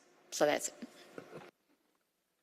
Understood, and thank you for that point system in Department of Juvenile Justice. To my recollection, I'm thinking that it's state, but naturally we have the largest of our issues within the Fulton County footprint, but certainly we've had our challenges, so thank you. And let's get rolling. The state, the legislature will be in session in January. It's time to do it. It's time to get something over there. Thank you, sir. Thank you. Councilmember Boone. Thank you, Chief. Just wanted to know, what is the status of the truant officers, and do we still have them? Is that Fulton County, Atlanta? And just wanted to know, what is that? So, yes, ma'am. We certainly still have truancy officers who work closely with Mr. Curry over at Atlanta Public School System. Most zones where there's a prevalent truancy issue will have a dedicated person. There are a couple zones that don't see it as much, and what they'll do is they'll utilize a quality of life / truancy to ensure that when they find something or find a truant, that they can process them and get them back over to the school system. So that program is in place, and we're going to continue to work with them. How many do you think we have now? How many truant officers do we have presently? So we should have, to the extent full-time, I believe there's one in each of the zones. Now, that person alone is not responsible for the truancy. If that truancy officer sees a problem, at any point in time, they can call and get the resources of their crime suppression teams, discretionary units that are out there, admin units, as well as a number of officers that I have in the Community Services Division with the PAL unit or whatever. We utilize all the resources across boundaries to ensure that we have the coverage that we need throughout the city. But there are 5 that are 5 full-time throughout each zone, plus there's one who has multi-task in another zone. And exactly how does that work? How does that work? How do you get an officer to actually go to a home that's troubled with a troubled child? Does that come through APD, APS, or what? How does that really work? So when we talk about truancy, what would happen is we would have to encounter that child during the during the hours of truants that's governed by the city ordinance to where a person would be truant. If we come in contact with that child, we'll take that child into custody and transport that child back to the APS facility, and they will take control of that child, or if that child is not supposed to be at the school, make arrangements to communicate with the parent or whomever to release them and get them back where they need to be. As far as going out and conducting home visits, we will do that when we find issues to where we're seeing a child, we're seeing a family that's struggling, and we feel as though we perhaps maybe can get them the resources that they need. The PAL team will go. They're already working with a number of probably about 150 kids on a regular basis in the PAL Center. But when we identify additionals, they will go out and make contact with those families and see what wraparound services that they can offer, get them plugged into one of the at-promise centers if we can. Of course, it's a voluntary situation. We can't force it. But we try to do all we can to reach them. Oftentimes what we'll see is if there's one child that's struggling with delinquency, if there are younger kids, then there's a higher propensity of that younger child starting to follow the lead of what that older child is doing. So we try to get in there and change that culture before it becomes a problem. We've had some families that we've been successful with, and we've had some that unfortunately we weren't able to change, and it ended in other unfortunate situations, but we try everything that we can. Thank you. Do we have any Scared Straight programs? I remember when we used to have something at Fulton County where some of folks that were deemed delinquent could go and get some experience in the jail situation. So I'm not aware of any current Scared Straight programs taking place. Of course, that would have been the lead of the Fulton County Sheriff Department or ACDC, if that would be the case, but I don't believe that's happening at the Atlanta City Detention Center as well. Will you check with the sheriff on that and see if that's something he would be interested in assisting us with? Absolutely. Be more than happy to follow up. Yes, ma'am. Thank you, Chief. Thank you. Councilmember Amos, how you doing over there by yourself? You're up. Thank you very much, Chairman. I'm doing well over here. Chief Peak, how you doing? Doing well, doing well. Good. Saddened by what we're having to discuss, but doing well. I understand, and as always, thank you for your ongoing diplomacy, especially about our partnerships that really could be strengthened with our other law enforcement and governmental partners. Because it was just 2 weeks ago that I mentioned to this group and everyone listening that our partners needed to do better. The city of Atlanta needed your help. Called out by name, APS PD, Atlanta University Center PD, MARTA, everyone else. Now here we are 2 weeks later with a death on our hands. And it's simply a shame. It's simply a shame. If you look at the do the quick math, look at the statistics, it seems as if my district alone with ML King and Atlantic Station there's a war going on in the streets. And it's unfortunate, but we're asking our post-certified officers to attempt to solve social ills. And we have to remember that. And we have to remember that because just 2 or 3 years ago, we was asking our post-certified officers to stand down. So we as a city must get it together. We as a society must get it together and decide which one which one we really want. As you say, we can't lock them all up, but we as government leaders need to have the things in place to take care of the people as they reach out and ask for help, and that's for us. One of the things I can say, and Councilmember Bunn hit it dead on the head, if you remember a few years ago when I was across the street and you guys was over here, we started a joint committee of Atlanta Public Schools board members and city council members. That committee is back up and going. I am actually the chair, and we actually have a meeting tomorrow. It's supposed to be tomorrow anyway, let me double check. But one of the things we did do, you remember a couple of weeks ago, we actually expanded the meeting to where we included a member of Fulton County and a member of DeKalb County commissioners on that committee as well. So right now we have the tool in place that you talked about of all governmental officials to sit down and actually talk to see how we govern, how do we prepare the current and future residents of the city of Atlanta. So as soon as I get that date, I will definitely let you know. But the conversation is past due, as everyone knows. It is really time for us to sit down. And it's our partners. We reach out, we're demanding more of our APD officers, and they're doing more. But, you know, coming from across the street, have institutional knowledge, when our at-promise centers go to the schools to get information and say it can't be given to them because of HIPAA or because of privacy laws. These are our children we're talking about. So there are things that we need to do when crimes originate on AUC campus. And I'm not calling anyone out because they're all my friends and they probably will call me tonight. I'm just being truthful. But when crimes originate on AUC campus and runs off onto the city street, yes, it becomes the responsibility of APD, but AUC, you still have some responsibility. It just doesn't automatically become APS or APD issues. So we need to realize this is our city, and that all of us is in this together, and jurisdictional lines no longer matter when it comes to saving our children. You can't push them off your property on the 17th Street, turn around and walk away. We can't do it. So call me if you must. Let's have that conversation, but call me with a solution. Don't call me complaining about I called you out in public.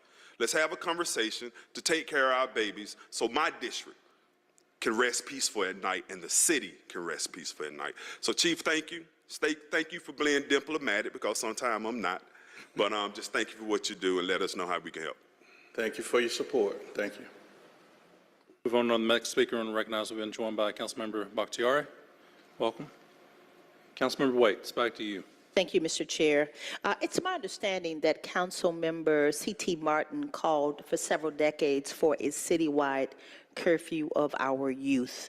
And so my question to you, Chief Peak, is for those areas that have had historical patterns of violence recently, to no fault of their own, we know who they are, can we mandate, again, that they be tied into the VIC system, so that way, when we do have these shortages of officers, they would at least have some type of technology support for those areas that have historical patterns, and I'm referencing specifically Atlantic Station and Lenox Mall.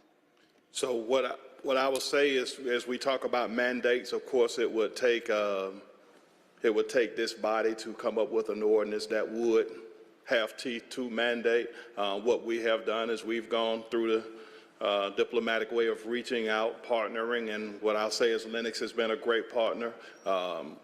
Until they prove me wrong, I'm going to hope that Atlantic Station will do what needs to be done by Friday so that we can be into their system. They are moving, as I'm told earlier, warp speed to try to get this done. Oftentimes what we see is that the conversations with the attorneys, sometimes when we're looking at the memorandums and different things that need to be signed, sometimes there are some disagreements with verbiage. So I'm hopeful that they can resolve all of that and get it together. But to address your point, if we mandate it, it has to come from this body. We can't do it from the police department and ourselves. Okay. And is there a list maybe of a dozen properties that fall into the category that we're speaking of? These are places where youth tend to gather unsupervised. So we certainly, by the data, we have those locations. I think most of them have been mentioned here today as we look at Lennox. And again, they've been great partners, and they have taken that step to ensure that they're integrated. Camp Creek Marketplace, West End Mall, even as we look at it, the Edgewood Marketplace, some of those areas where we know we have a lot of activity or historically have had some type of activity, and we wanted to be able to tap in to those locations. So we look at the data to see what it is as far as those top locations to ensure that we reach out and do what needs to be done to get. Have any of the other locations you just referenced, do they have a curfew such as the one at Atlantic Station? So at one point, Camp Creek Marketplace did have, when I say a curfew, they had a rule or policy that a child had to be with a parent, but that was enforced through their security as well as giving that information to the off-duty Atlanta police officers. Well, granted, we can't enforce policy, but when we partner up with their security personnel, the security personnel can give us what we need to move forward. It requires them to make sure that they invest in a strong security plan that we can come in and partner with them to make those areas safe. And of course, when we've reached out, because it's always going to be a pull on manpower, but working with East Point, working with the City of Atlanta, working with the Fulton County Sheriff Department, we're able to combine our resources and have a greater footprint and working with those private entities. The Marketplace is the only one, and then Atlantic Station that I know. I'm not aware of one with West End, not to say that it is or it's not, and I'm not aware of one with Edgewood as well. Or Lennox, they have their rules in place, and they've been great partners here recently. We've done great with them. Councilmember Bakhtiari. Thank you, Mr. Chair. Thanks for letting me sit in. Hey, Chief. Quick question. I apologize for being late. Turns out the first day back from vacation means a lot of fires that I have to put out. Currently, with Atlantic Station, my understanding, do they allow some of these private properties that tend to push some of these issues out onto APD streets? Are they allowing us to staff any of their locations to prevent issues like this from happening?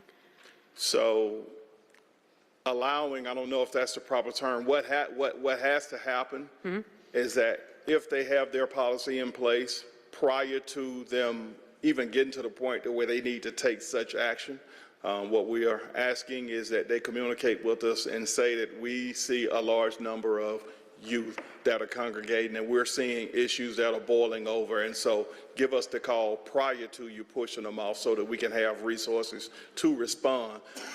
But the challenge is at that particular point, even if they place them off of their property onto 17th Street, technically there's no crime that's been committed if we're looking at 8 o'clock in the afternoon, in the evening, 7 o'clock in the evening, because the curfew has not kicked in at that particular point. So that's where we fall back to the parenting and other resources, because what will happen once they're pushed off of the streets, they're either waiting on Uber, MARTA, or any other entity, a brother, father, whomever that's going to come pick that child up. And so to create a location that perhaps maybe we can get them, they have to stay there and be picked up, but there's no mandate, there's no ordinance, there's no law for what we do at that particular point unless we see them committing an actual crime, and then we can address it. But from a law enforcement standpoint, we will be visible. We will put resources in that area so that we can try to keep those issues from happening. Thank you for that. It would just seem to me that the lack of communication on some of these private partners borders on negligence, in my opinion. The lack of communication with APD or doing it otherwise and just pushing it off into another location sets up council members like my colleague for failure and APD. So I'm curious as to the response of, I understand the overcorrection of wanting to involve truancy. I sometimes think locking up children will create more trauma, but I understand that resources are currently limited.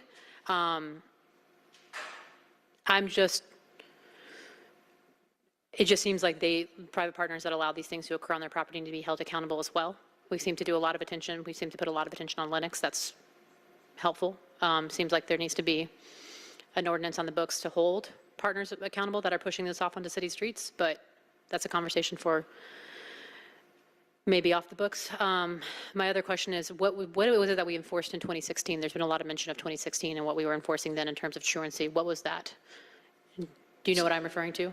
Not right off. If we're talking about the truancy ordinance, I don't recall there being any different City of Atlanta ordinance from 2016 to Not current. a different ordinance, but was there more enforcement at that time that you were aware I'd have to of? go back and really look at the data. I can't speak without seeing that data and understanding it. What I'll say in 2016 is we probably had a few more people out on the streets to do more enforcement. But as we look at the number of vacancies that we have, as we look at what our focuses are moving forward with violent crime, focusing on those issues where we have lost lives, whereas it's particularly pertained to gangs, illegal guns, and drugs. That's been that critical focus to try to be out there and really focus on those issues. What this would be is to the extent nuisance, so to speak, and so that, I won't say it hadn't been a great focus, but it's something that we can't control without knowing where parents are taking kids and dropping them off in those particular issues. But I don't know without seeing the data whether we made more truancy or curfew violations in 2016, and now I just have to look at the data and then get back with you and be able to give you a definitive answer. I appreciate that. And I just had one last question. To me, the discussion of locking up children should be the absolute, utmost, complete last resort. And honestly, it sounds, I know that I was asked for today, but to me that reflects failure on us to do preemption work. Where can the city better do the work, whether it's partnering with APS, whether it's partnering with the county? Those needs to happen, of course. But where can we improve to ensure that a child doesn't get into a position where they're having to resort to crime for survival? Because we have the largest wealth gap in the nation. There's all of this. We know the stats. We know there's work to do. I'm really proud of this council. I'm really proud of the city. I wouldn't be serving here if I wasn't. But in your opinion, where would you like to see us step in and intervene more so that it doesn't get to a point where a 12-year-old is breaking into cars and then getting shot at Atlantic Station and killed? Well, great question. If I had the absolute answer, I'd probably be rich at this point. But what I would say is we have to do a better job with community outreach, getting out into the communities, partnering and finding out and having those relationships and being able to share information across boundaries with our private entities. What I'll say is that the communication across the law enforcement agencies, we generally have a pretty good relationship, but we all report to someone, and so each one has their hierarchy and their entities where their hands are tied. So we have to really have that better conversation with them. It's going to take the partnership of our county commissioners. It's going to take state legislators. We're going to have to do it all in my thought process to come together and get the solutions that we need to move forward. And I think once we all get on one accord, we can be more successful. But we can put the resources in the child, but it's also going to have us, we're going to have to address the parenting as well. Absolutely. Thank you so much, and thank you, Mr. Chair, for allowing me to crash and ask those questions. Thank you, Chief. You're welcome. Thank you. Any other questions for Deputy Chief Peak? You're more than welcome. That ends your interrogation, and you're released on your own recognizance. Thank you so much. Just, hey, love to serve, so thank you all. Thank you, Chief Peak. Our second, last, but certainly not least presentation, a few moons ago, this body passed a ordinance that was amended to require a jail population review study as part of the city's lease of the ACDC to the Fulton County Sheriff's Office, and that was tasked. That task was given to the jail. Getting my J's and my P's and my B's and C's mixed up. The Justice Policy Board was tasked with that. Justice Policy Board is co-chaired by myself and Judge McBurney, Judge Robert McBurney from the Fulton County Superior Court. That board created a jail population review committee. On that committee included Stephanie Howard for the Criminal Justice Coordinating Council, Rebecca Brown from Further the Work, and Dr. William Sable from the Georgia State University Andrew Young School of Public Policy in the Criminal Justice Department. So they will be presenting. So first up, I would just like to ask my co-chair of the Justice Policy Board, Judge McBurney, to come up and say a few words. Thank you and good afternoon. I'll be brief because this has already gone on long. I got to get back to the courthouse. Mostly I wanted to thank the City Council for requiring there to be a jail population review. We have the largest jail in the state. We have the largest population of folks in need of mental health care behind bars in our jail, not at Georgia Regional, but in our jail. And he's left, but Councilman Amos mentioned, we seesaw between we need to tear down a jail because we have too many inmates to we need to repopulate a jail because we have too many inmates. And the answer has got to be somewhere in between. We need to be driven by data, and the jail population review is exactly that. It helps us understand not that we have 3,300 inmates. We've always known that, and Sheriff Labatt could come in here and tell you that, and that people are sleeping on the floor. It helps us understand who is in the jail, because the jail is not full of booking numbers or inmates. It's full of people. And each person has a slightly different story. And you will learn very shortly that there are plenty of people in the jail who are exactly where they need to be until they have their day in court. And it is highly likely after their day in court, they will be sentenced to many years in prison after they are either they plead guilty or they're found guilty by a jury. But there are also folks, we learn, who are in jail who are there for the 14th time in 14 months. And the system isn't working right if that person is cycling in and out and in and out. Either they need to stay in, or we need to connect them with resources so that they don't keep showing up at the jail again.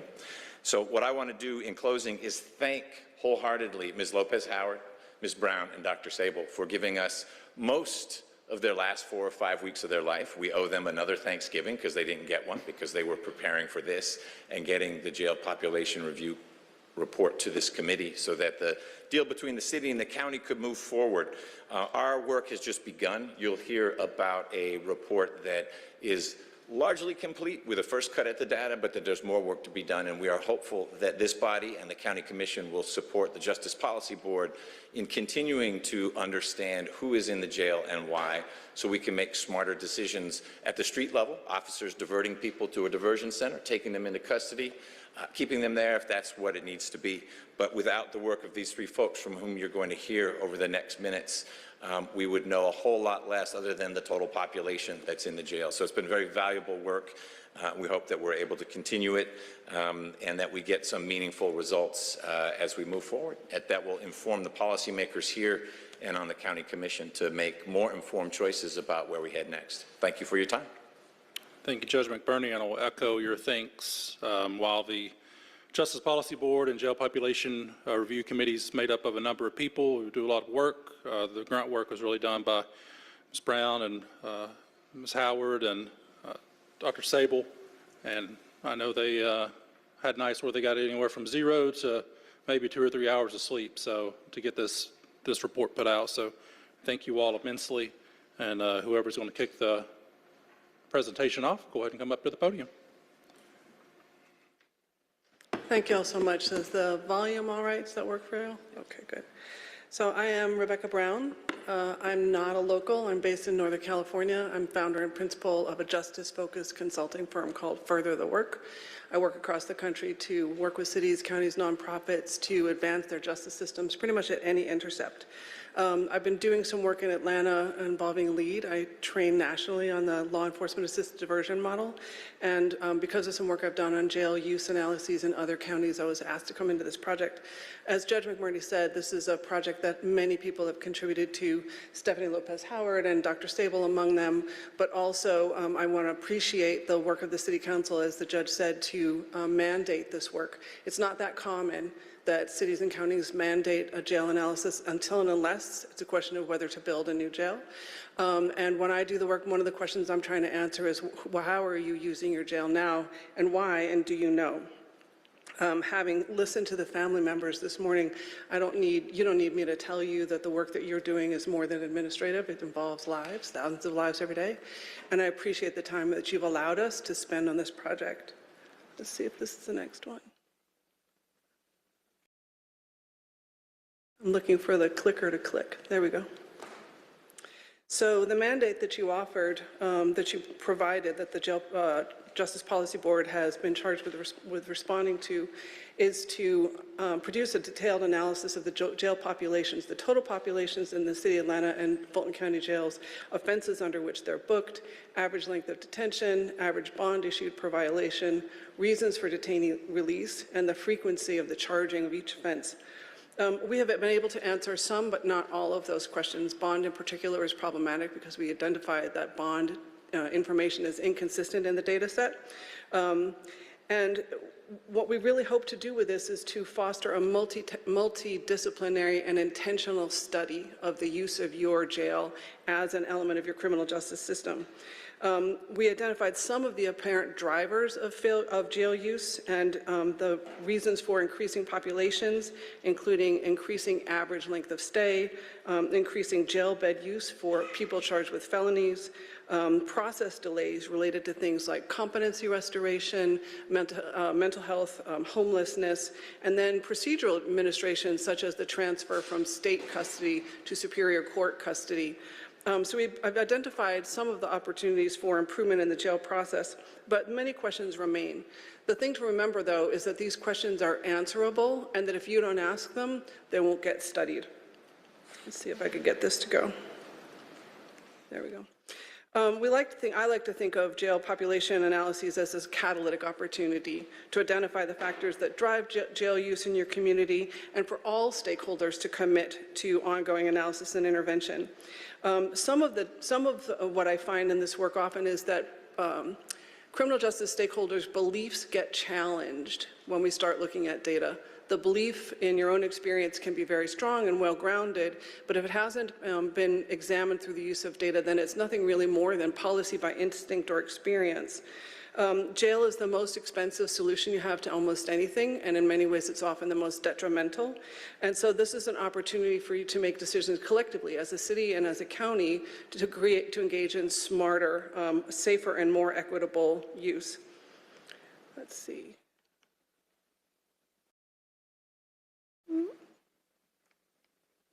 There we go. I often like to remind people that jail is a place. It's operations and people and staffing decisions, but incarceration is a criminal justice methodology. The jail is the recipient of many upstream decisions. So the jail exists as a place, but decisions outside the jail, beliefs, policies, practices affect how the jail gets used. It's part of an ecosystem. The snapshot data that the Sheriff's Office provided at the beginning is a useful data set. Snapshot data, which tells you how many people are in custody on what charge at a given date, is useful, but it can't tell you so much about why or trends over time. So we're hoping with this project to advance that understanding of your systemic methodology to affect the way that you're using the jail. And data are only as useful as the questions you ask. In most jurisdictions, as I said, it's uncommon for somebody to ask, why are we doing what we're doing? Oftentimes, various criminal justice stakeholders, whether it's prosecutors or law enforcement, or public defenders, will look at stats of analysis of their own work, but not necessarily look at it as a whole, systemically. So it's a joint responsibility. Agencies can agree that there's a problem, but agreeing the problem is not enough. You have to develop shared solutions. A single plunge, as we've done over the last 8 weeks, into a welter of data is a useful start, but it's not the ending, as Judge McBurney said. And to understand how your jail is being used, you have to look at the external drivers that shape the use of your jail. Some jurisdictions across the country establish what's called a jail review team or a jail population review team or some other version of that essentially is charged with asking the holistic questions about why and how we're using a jail. It's really driven as much by anything as data analysis and operational analysis, and that data analysis can serve as the foundation for policy development. But jail review teams in and of themselves tend not to be policy makers. They are policy informers, they're fact finders. So jail review teams are responsible for asking the right questions, and one of the things that you as a body can do is to charge a jail review team with identifying the questions that are of interest to you or your partners in Fulton County. As I said, they're fact finders, and they can propose mechanisms and processes for consistent jail review, ongoing review, and collaborative review. And as an intergovernmental body, the Justice Policy Board is really well established to hold that charge should you choose to continue the work. Really, for all of the complexity that you'll see in Dr. Sable's work, and there are many tables and charts in the report that we've created, really jail population is a function of just two variables: the number of people you put into custody and how long they're kept there. You can ask yourself, why are we putting people into custody? And you can ask yourself, how long are they staying there and what's affecting that length of stay? But until and unless you ask those questions, your jail population is likelier to increase than anything else. So just a sneak preview of a couple of the key findings in the work of the report. Essentially, our first key finding is that incrementalism is the order of the day. There is no, based on the data analysis we've done, there is no sweeping solution to the ongoing overcrowding of the jails in Fulton County. There's lots of little solutions. Nibbling at the edges is sometimes the best way to actually inform the variety of processes that shape criminal justice use. And remedying these conditions requires consistent and detailed attention to problem solving, problem identification, which is why having an ongoing body charged with this responsibility is so important. As Dr. Sable will point out, there's also been a very clear pandemic effect that increasing lengths of stay since September 2020 have contributed to an increase in jail population. Your jail population is increasing by 32 people a month on average since September 2020. That suggests that your population will continue to grow, but it also suggests that for your population to be reduced does not require necessarily a first initial sweep of Herculean consequence, but constant attention to this sort of incrementalism that can go in one direction or the other direction. We also found that since the onset of pandemic, specific populations of interest are increasingly booked on felony charges. These in particular have to do with people with mental health flags, people who are considered familiar faces, and people with competency restoration challenges. They also represent a decreasing share of bed days, but increasing average length of stay. So, one more.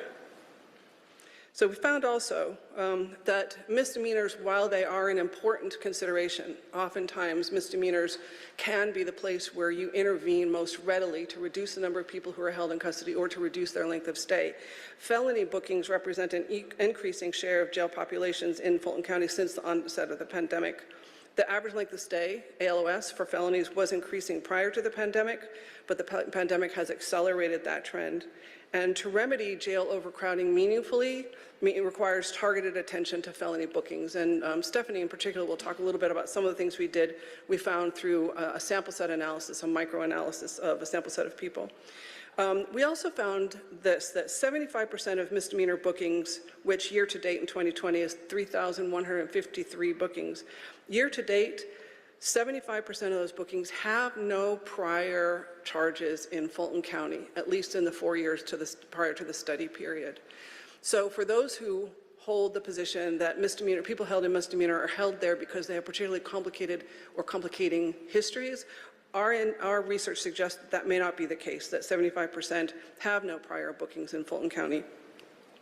We also found that people who are released via transfer to prison represent a disproportionate share of bed days, and that jail use for this purpose could be reduced through more efficient case processing for felonies, particularly, for example, when someone is shifted from state or misdemeanor charges to felony or superior court charges. We found some process delays that could perhaps be improved and then reduce some of those lengths of stay and increase the outcomes. So in addition to the macro or the larger longitudinal analysis that Dr. Stable is going to walk you through, we also found some things through our snapshot analysis that long average length of stay is a factor across all populations. Long length of stay for felonies, for misdemeanors, for specialized populations. I think we found that for the homeless population, the average length of stay went from 52 days prior to pandemic to 90 days currently. We have not been able to determine, we did not study why that is happening, but it is that kind of opportunity, that kind of detail is an opportunity for you to take note and ask what do we need to understand better in order to make a change here. For the people who were included in the snapshot analysis of September 14th, this year, but who were not still included in the snapshot analysis on November 11th, we found that 12% of the people who were held in custody in the jail on September 14th, had been released from custody by November 11th. That's 12% of all the populations. 12% of the population is 12% of the total jail population, and they were released to the community, not released to prison or to another hole, but they were released back into the community after spending an average of 177 days in custody. So 12% of your population were released from September 14th to November 11th and released into community, but had already spent 6 months in custody. We don't know why. We simply found that that is true. We also found that 136 people held on misdemeanor charges, which is 4% of the total jail population, were released to the community after spending an average of 61 days in custody. So all the statistics demonstrate that even a very short period of time in custody is inversely correlated with public safety. It's correlated with worse outcomes. So 61 days spent in jail on a misdemeanor only to be released from custody back to community means that many things will have gone wrong in your life in those 2 months that could have been prevented if you had been more readily identified as releasable or diverted in the first place. I don't have insight into when or why people should be diverted in these cases. We simply recognize that if you're holding people in custody for 2 months and then releasing them on a misdemeanor charge back into community, that probably things are worse off for them than they were when they got picked up. And we found that multiple incremental interventions across the criminal justice system will be necessary, we believe, to reduce jail use, which is to reduce inflows and reduce lengths of stay. And then this is just a chart that demonstrated that a lot of people did a lot of things over a short period of time. The Jail Population Review Committee was actually formed in September, the month after the mandate was passed by the city. And then between September 12th and November 28th, when we submitted the report, we had something like 24 meetings plus many meetings among a smaller group of us. About 45 to 50 individual stakeholders participated. We had strong stakeholder engagement across the course of the 2 months, even though it was a demanding phenomenon. And as Stephanie will point out, we conducted a survey at the end that suggests there's overwhelming support of the stakeholders who participated in this to continue the work for at least another 6 months. Then finally, we organized the work into 3 committees. The Data and Analytics Work Group, who were responsible for conducting the longitudinal analysis and conducting the snapshot analysis, 14 members including the Sheriff's Office, Solicitor General's Office, County IT, Court Clerk, and so on. Dr. Sable will talk about the profiling, the connection we did to link up various data sets so they could be aligned and analyzable, and we wanted to follow the life cycle of a charge. The second group is the qualitative case process analysis, a smaller group of stakeholders led principally by Georgia Justice Project, Rachel Holmes of Georgia Justice Project, who took a sample set of 500 cases and conducted a deeper analysis to understand what are some of the drivers in those cases. And this is where we identified challenges related to bond and state to superior court transfer and competency restoration.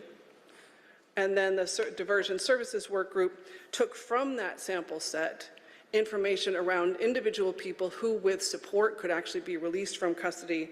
And in fact, I think to date, we've had 6 released from custody, and plans for release are being developed for another 19, I think it is. So there's a macro analysis of a great deal of data, but there's also a microanalysis which has to do with identifying people who with proper supports could be out of custody. In fact, they are out of custody.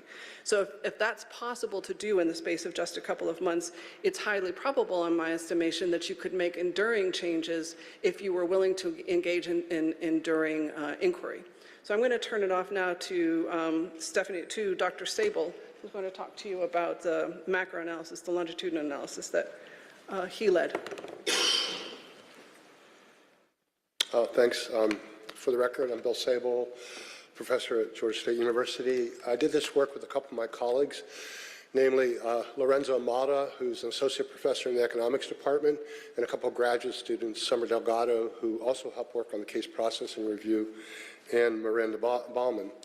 We got involved in this project late in the project, around mid-October, I think due to another group who were working on the data, but they had some changes, somebody left, and so because I know Stephanie Howard, she asked me if I'd help out. I naively said yes. I didn't realize that this was going to be quite as complicated as it was. We were given the 7 questions, research questions that you see up there, dealing with what I understand is core to the mandate, dealing with short and long-term drivers of overcrowding in the Fulton County Jail, focus on certain populations, spending more time pre-trial, the offenses that linger throughout the process, focus on persons incarcerated for 24 hours without bond hearings, as Rebecca talked about, focus on impacts or effective average length of stay and release reasons, and then persons who are incarcerated for unindicted offenses, and then finally, bed day use. Now, you can see beside those questions, we denoted whether the questions were answerable or not.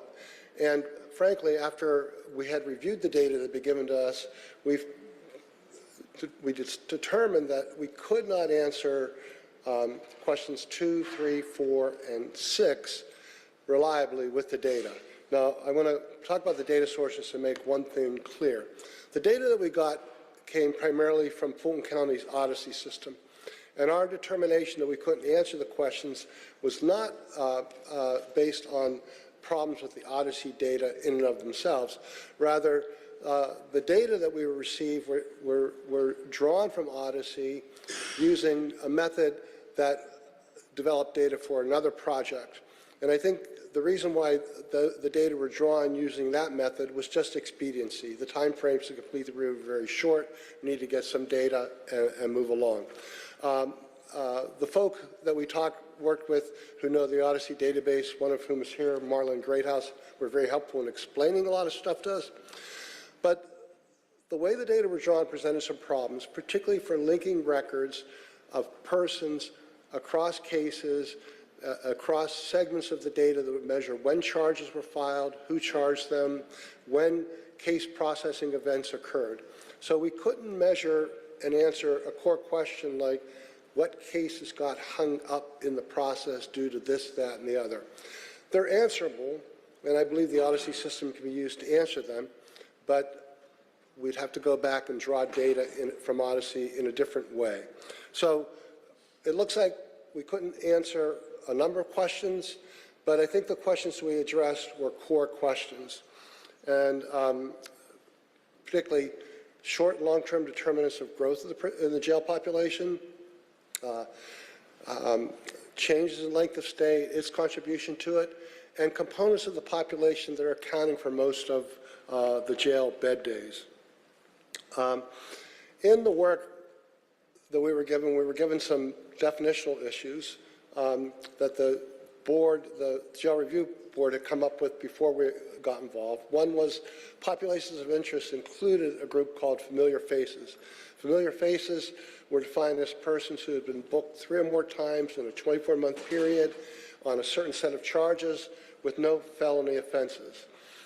Population of interest are those with elevated mental health scores and homeless at intake. A second category had to do with charge histories. Rebecca referred briefly to the number of misdemeanors with no prior bookings in Fulton County, and I just want to clarify this point. The way the data were drawn meant that we couldn't measure the prior booking history completely. We had to impose a 3 to 4 year period and only look at bookings beyond that period so we could put everybody on a similar footing. So what that means is we may have underestimated the prior bookings of certain groups, but our intention in looking at prior bookings is really to answer the question, how do prior bookings affect how long people stay in jail? And I'll get to some of that later. So the charge history affects the bookings, the misdemeanors, family violence issues, and other related questions. And then finally, we focus on certain categories of release types. And again, I got Rebecca stealing all my thunder. What release types were associated with the longest or the most use of bed days. And again, the short story is persons who eventually went to prison accounted for the largest fraction of jail bed day use. So we started so those were some of the key issues. Now, the theme that I want to make, and I'm going to reiterate, is in addressing the question of short and long-term drivers of jail population growth, it's hard to understate the impact of the pandemic. In the chart that is posted up there, the green line in the middle gives you the size of the jail population. It's a monthly count of persons in jail. And there's a vertical line at March 2020 where the pandemic started, and you can see how the jail population bounced around before that, dipped a little bit, and then following the pandemic, it's pretty much a straight line with some perturbations. Now, think back to March 2020. In the 2 months following the onset of the pandemic, the Fulton County jail population fell by 500 people, from about 27 to 2,200. That's a huge drop. That was part of the order, part of the response to COVID, part of the efforts to reduce the jail population safely. At the same time, court processing and court procedures were affected by the pandemic, and for a period of time halted but clearly slowed down. So I want you to think of a metaphor, because everybody's had this happen to them. You're driving on the highway, going along swimmingly, all of a sudden you get into some backup. And when you get to the end of the backup, you look and you see that there wasn't any cause of it. Well, you have to think about the jail population in that same way. There's a stock. The stock is that backup, and there's a flow. How fast are cars going? And so if you think about that, I want to introduce the blue and red lines, which show the number of bookings. So if you look to the left side, before the pandemic, you can see bookings and releases are bouncing around, up and down, and the jail population is fairly steady, except for some increases in 2019. Then we came to the pandemic, and there's a huge drop in bookings and a huge drop in releases. But then the population goes up, and the bookings and releases also go up. So the first question you might ask is, why did the population increase when the number of bookings post-pandemic was less than bookings before the pandemic? And that's the metaphor that I'm talking about. The population is that kind of stopping point, and the bookings are the flow that are catching up to it. So even though there was a reduction in the jail population of 500 people in 2 months, the bookings were fairly stable, and then they started to increase. The court processes were slowed, again, in response to COVID guidelines. And so the clearing up of that backlog took a really long time. And I submit that the court is still dealing with clearing up the backlog. And I think you'll see in some of the figures that show why that is the case. The second point is, with the pandemic, there was a shift in the types of offenses coming to the court and coming to the jail. Now, we were interested in the question of, well, was there a shift in crime in Fulton County? And unfortunately, complete data on crime in Fulton County aren't available. Georgia's recently converted to the National Incident-Based Reporting Program. I happen to know a little bit about that, and because it's new, we don't have complete data on crime for Fulton County. But it'd be interesting to see whether there was a shift in the types of crimes with the onset of the pandemic. There is some evidence, for example, suggesting that the pandemic was associated with increases in domestic violence and family violence and other sorts of crimes, and decreases in burglaries against households, because people were home, but increases in burglaries against commercial places. So there may have been some shifts driving that. But most importantly here, what happened was there was an increase in the share of people arriving to the court on felony charges, and a decrease in the share arriving for misdemeanor charges. Now, on average, people who come on a felony charge serve longer time than people who come on a misdemeanor charge. So if you add the two together, and you go back to Rebecca's point that the population on a given day is equal to the number of bookings plus how long they stay, if you have a larger share of felony bookings who on average spend more time, you're going to have more people you're going to see the population grow. So, and that's essentially what this next figure shows. The blue and red lines are exactly the same as in the previous chart.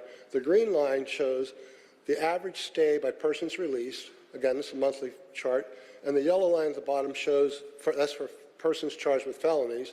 The yellow line shows average length of stay for persons charged with misdemeanor-only offenses. First, if you look at the yellow line, other than that little blip up right following the onset of the pandemic, average stay for persons on misdemeanors has been remained pretty constant. But for the felony charges, length of stay has increased throughout the pandemic period, or since the onset of the pandemic. Now, why is that going up? Well, go back to the point I made before. There was a period of time when case processing kind of came to a halt. That meant people spent time in jail when no work could be done, or very limited work could be done by the courts. So later, a year or so later, as the courts are able to get to those cases, the length of stay of those persons was going up because they spent time in the jail when case processing procedures and court processing procedures slowed. So that helps to explain why the length of stay for felony cases is going up. I'm going to come back to this at the end, something that's not in the report, but in preparing for this, I did some back-of-the-envelope calculations on length of stay and jail population that relates to this issue. Okay, so the main theme from my perspective is the pandemic had enduring effects. There was a shift in who was coming in. There was delays in processing due to the courts responding to COVID mandates and health concerns. And then over time, as the court processes started to come back into order, they were drawing from people who had been sitting in jail for a longer period of time, and that's associated with the increase in length of stay for persons coming out. There's still work to be done, but that's a core story. So within that, that's the theme, but I want to talk about some of the subpopulations. Within that, we have observed increases in shares of persons who didn't have prior bookings in the 3 to 4 years prior to their current booking. So, for example, we saw a decline in the share of persons with no prior bookings. For felony bookings, the share with no priors, there's a slight change, but for misdemeanor-only bookings, the share went up somewhat.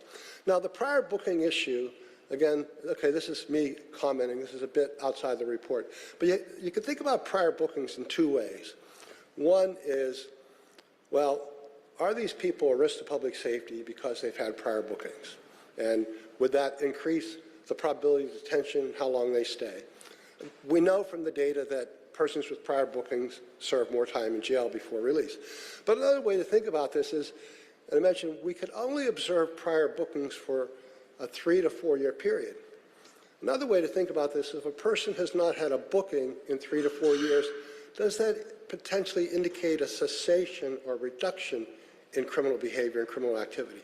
So it introduces some complications to think about in making detention and release decisions that are issues that are possible to explore with the data, but are secondary to the mandate, and we didn't have time with. But again, just to summarize, the main point is because the share with prior bookings there's been an increase in the share with no prior bookings, you have to think about what a prior booking means.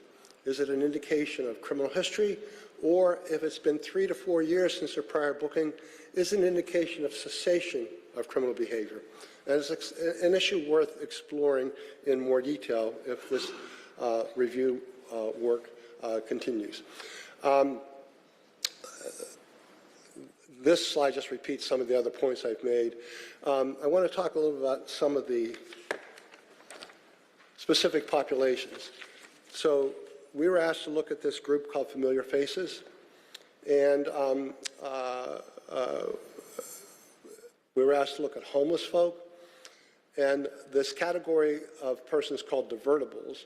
Divertibles is a group that the PAD group and APD have defined Not to say that everybody who meets this condition is divertible, but is a category for consideration for diversion. And then misdemeanor-only bookings. So remember when I mentioned that there's some research that suggested that there were increases in domestic violence as a result of the pandemic? Well, if you look at the last row, the share of misdemeanor-only bookings, including a family violence charge, that increased with the pandemic from about 17% to 31%. If you look at the divertibles category, there was an increase from about 58 to 65% of the percent with felony charges. Again, consistent with this shift toward more felony offenses coming before the court. Same thing with the homeless population, an increase in persons charged with felony cases. Ultimately, the question comes down to, well, how long are people staying and how much of the jail space are they consuming? And this chart you have in the slide shows the share of bed days for certain populations. So, for example, the persons who are booked on divertible charges, their share of bed days decreased from about 25 to 19% before and during the pandemic period. For people who are booked on familiar faces, their share decreased from 11% to 5%. So for homeless persons, their share remained constant, in part because, as Rebecca said, their length of stay went up, even though the number of who homeless were booked in didn't increase. And for persons booked with misdemeanor-only charges with no family violence, their share went from 6 to 3%. That last category represents, kind of a group of people where there's little dispute about the divertibility of a group. Misdemeanor-only charges, misdemeanor-only priors, no family violence charge. But they account for only 3% of total bed day use of the jail population. So even, this is consistent with Rebecca's theme, that even if you picked a group like this and you reduced and you diverted all of them out of the jail, 3% of 3,500 is pretty small. It's not going to reduce the overcrowding problem. So this figure just sort of reiterates the point, showing the share of jail bed days, the top line for persons with felony charges, and the share for misdemeanor-only charges. And you can see the misdemeanor-only charges are about 5%. So even if persons who were charged with a misdemeanor and whose prior bookings for misdemeanor-onlys were removed, that 5% would be about 160 people out of the 3,400 people that are currently in Fulton County Jail. Maybe a group worth diverting, but it's not going to solve the overcrowding problem. Final point is, when persons are released, what types of releases are accounting for the largest fraction of jail bed day use? The answer is quite simple. People who ultimately got sentenced to prison or people who were transferred to another jurisdiction account for 50% of the bed day use in the last couple of years. For persons who were transferred to prison, prior to the pandemic, their average stay was about 180 days. Post-pandemic, or in the pandemic period, that doubled to almost a year. Again, remember, there was that period of time when court processes were shut down and slowed, so their time increased dramatically. Other groups spent less time, but half the jail bed day use is for people who are either going to prison, went to prison, or are being transferred to other jurisdictions. Now, this is going off point from the report, but I was doing some calculations to think about this question. If length of stay is driving this population growth, what could be done to reduce it? Well, so before the pandemic, average length of stay for persons released on felony charges was about 40 days. Quote, in the pandemic period, it averaged about 55 days. 15 days difference. That 15-day difference amounts to about 800 people a year. So how could you get from 55 to 40 days? Well, you look at the distribution of length of stay. The average doesn't characterize any person, but there's a distribution. For persons booked on felonies, the median time is 3 days. 50% of people booked on felonies spend 3 or fewer days. They're in and out pretty quickly. Another 25% spend 30 days, so 75% of those folk are in and out within a month. That might be too long, it might not. But the last 25% are spending long, long times. That 25% go into prison. So I did a little simulation and said, what if people who spent over a year had their time served reduced to 300 days? That would result in reducing the average length of stay from 55 to 40 days, which would bring the jail population down by the 600 to 700 to 800 persons and reduce it. So while there's no magic bullet, these felony cases that end up spending really long periods of time, and I would argue that the courts kind of know which cases those are, serious felonies, serious violent charges, that efforts to address case processing for them can have fairly big effects on average length of stay and driving down the jail population. I admit, empirically, this is a question we were unable to answer given the way the data were drawn, but it's a question that's answerable with the Odyssey data, where we could look at these cases in detail and see what led to a person charged with a murder charge spending 400 days or something like that. Were there continuances? Were there delays in court processing? That if you shave a month here or there, you're having relatively large impacts on average length of stay and driving the jail population down. So I'll leave you with that and turn it over to Steph, who will pull this all together. Thank you, Dr. Sable. Thank you, Mr. Chairman and members of the City Council. I appreciate the opportunity to be here, and I appreciate Councilman Hillis and Judge McBurney trusting me with the chairwomanship of the Jail Population Review Committee. I'm going to wrap up, hopefully, a lot of what Rebecca and Dr. Sable covered.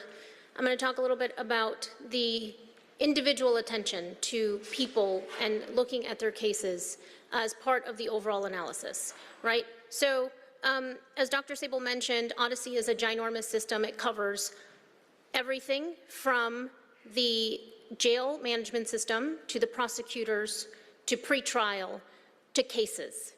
So the entire life cycle of a charge could potentially be knowable, but the way that the data were cut for a previous study did not allow us to do that.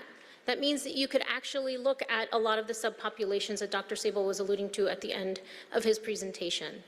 One of the things that we were interested in doing is looking at an individual person, looking at their case, and looking within Odyssey and the different publicly available data about a particular case to understand why a case may be lingering within the system. Some of the macro level questions that we were not able to answer, we got a little bit of insight into looking at about 250 cases. So we looked at about 200, well, let me step back. On September 14th, the Sheriff's Office sent around a file with information about people sitting in the jail on September 14th with a list of charges. I asked Fulton County to reissue that file to me with releases for those persons if there were any persons who had been released, and some more detailed information about the charges within the file. I'm going to get a little nerdy, so just bear with me. The way that the data come out of Odyssey lets you see the first charge, arrest sequence 1, that is what people are booked on for this particular arrest. Why are you sitting in jail today? And then if there are any other charges that attach to that arrest. So we did a lot of the similar analysis that Dr. Sable did, looking at why are people sitting in jail today, and what are the other charges that are attached to that person sitting in jail on September 14th, and then whether or not any of those people had been released by November 11th. To understand what the jail population looked like that day, and also to draw a sample from that population so that the case processing review team could look individually at those cases to understand why people were there, okay? So some of the key findings from that analysis are that there are procedural issues that do keep people in jail. There's a longer length of stay, consistent with what Dr. Sable found, for a lot of the folks who were released ultimately between September 14th and November 11th, and that the subpopulations that we were asked to look at, familiar faces, which we couldn't do with this analysis because I didn't have the booking history that Dr. Sable had to draw what a familiar face was, but homeless persons, people with an elevated mental health score, they're a small sample or a small subset of the population.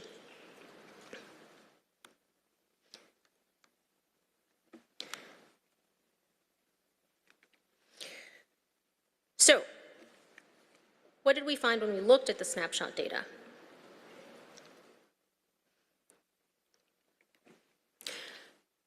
I did a length of stay analysis for two different ways.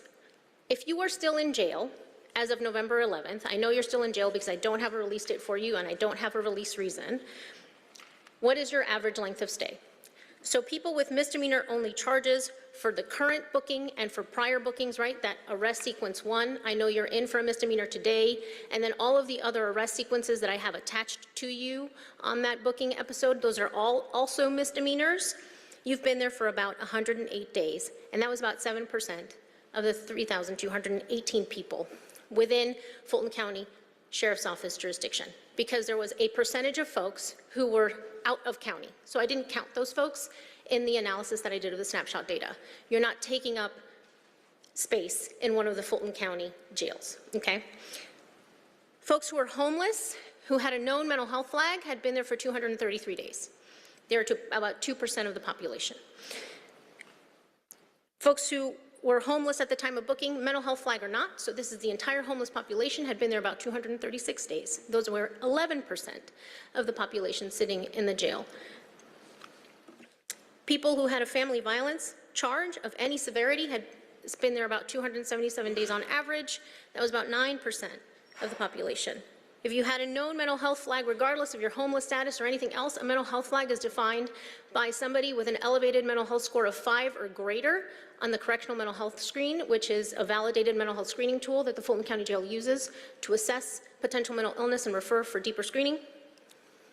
Those folks had been in jail about 311 days, and that was about 19% of the population sitting in Fulton County Jail on September 14th. And consistent with what Dr. Sable has found, right? Folks who had a felony charge had been there the longest. They were there for about 392 days, and they were, at that time, 80% of the population in Fulton County Jail on September 14th.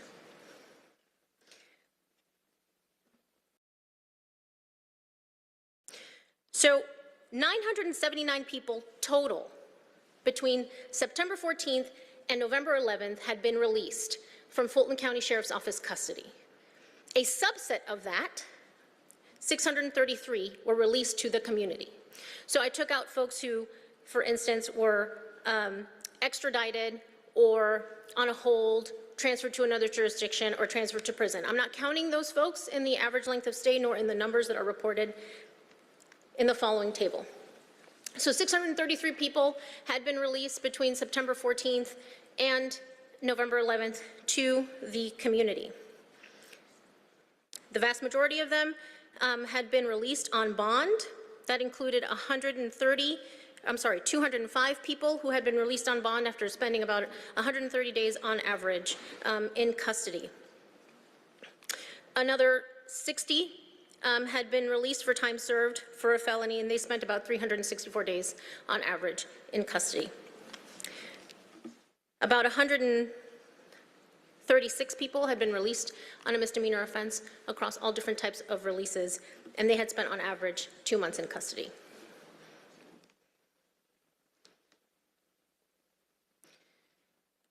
So one of the things that we wanted to understand, especially with respect to length of stay, was what is happening with these different populations. We talked about some populations of interest that we were looking at to begin with in the study: folks with mental illness, folks who were homeless, what we would call familiar faces. So the case processing group received a sample of 500 cases. They reviewed 250 of the 500, and they looked in Odyssey in the publicly available data as well as in the data about the jail booking available online to understand what was happening with the case, what kinds of charges were pending, what kinds of hearings had been held on the case, and whether or not there was a bond.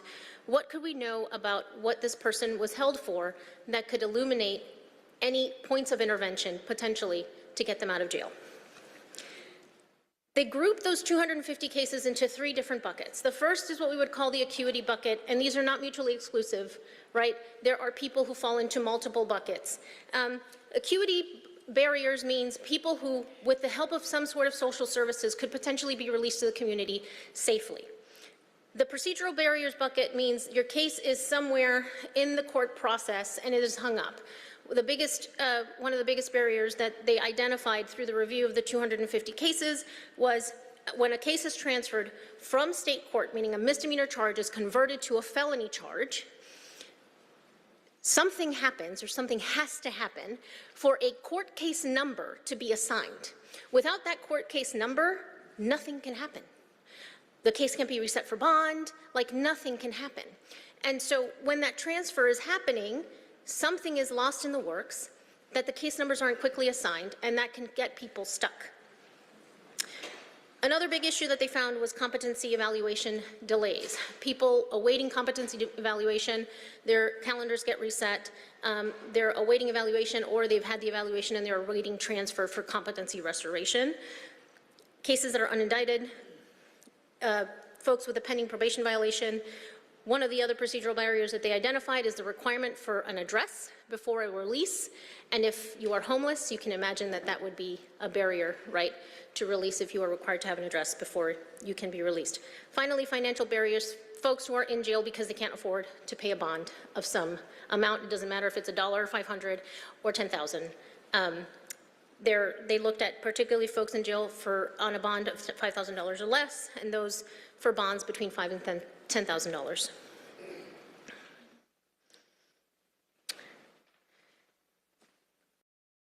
So, 68% of the 250 cases that they reviewed required some sort of procedural support to move along and make a determination or get the person at least released until further action happened on their case.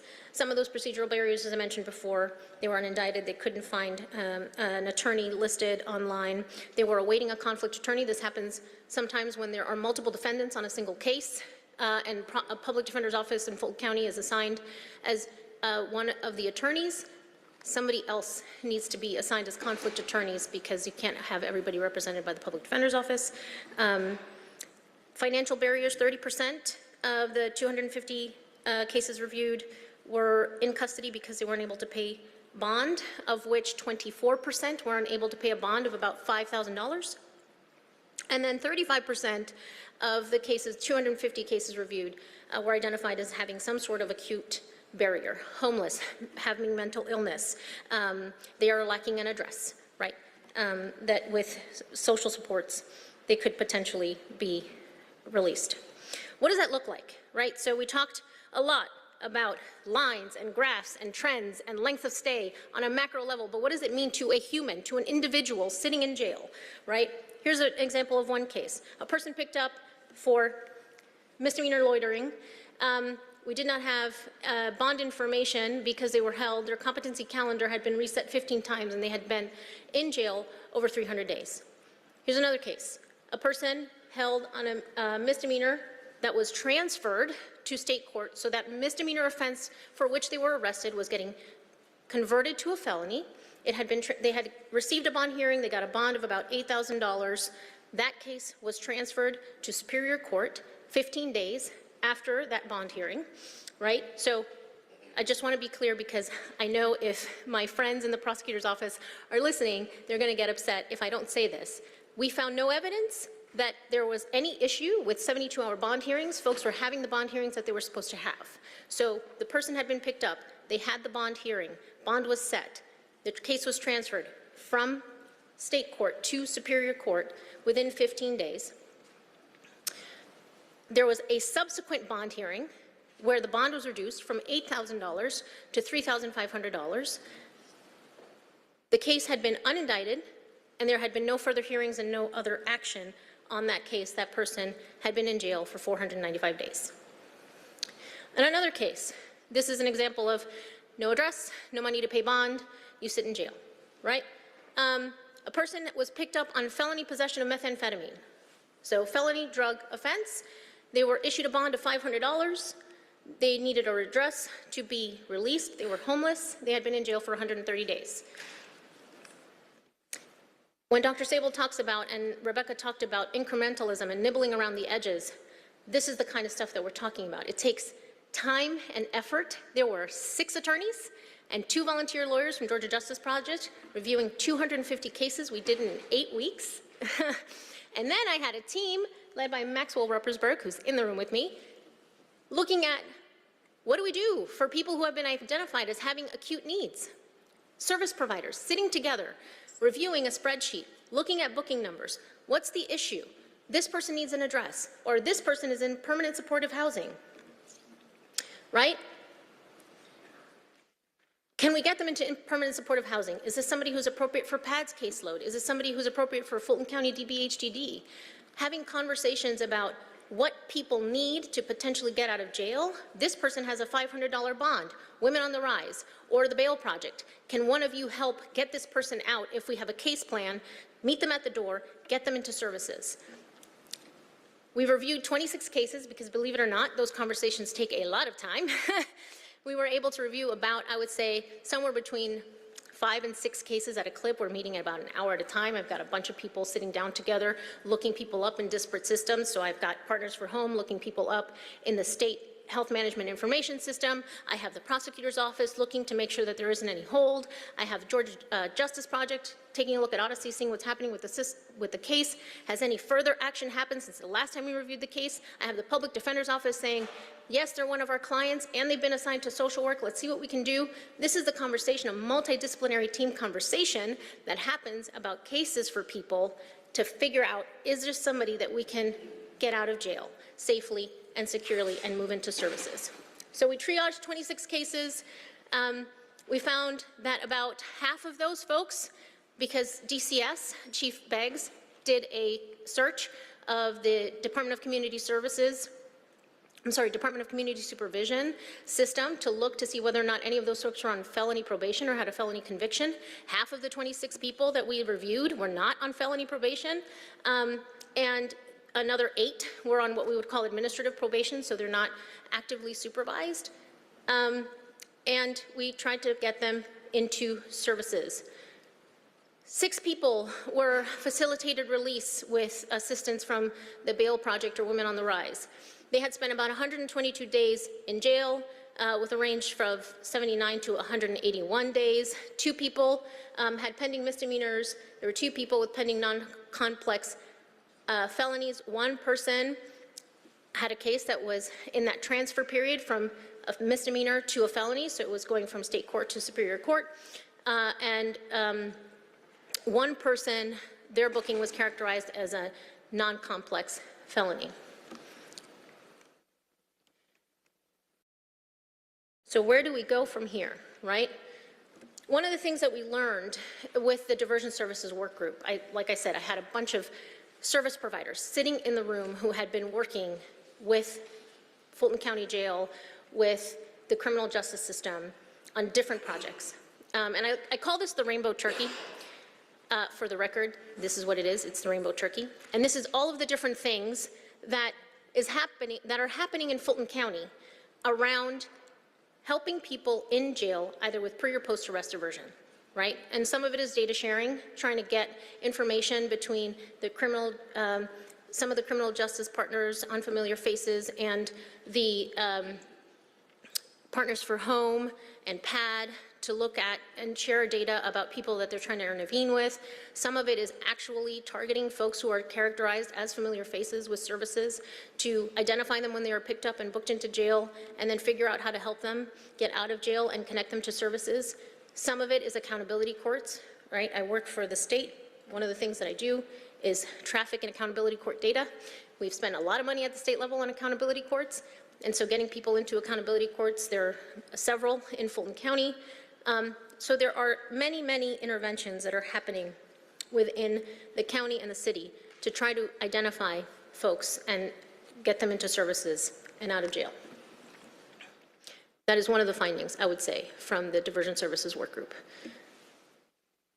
The other finding is we did a survey at the end of this, I would argue, long and arduous process, even though it was only 60 days. And I got feedback from half of the folks that I surveyed, 38 people. I sent the link out asking for feedback about the process for the Jail Population Review Committee and whether or not the work should continue. Half of them responded, so about 18 people responded, and the vast majority say the work should continue.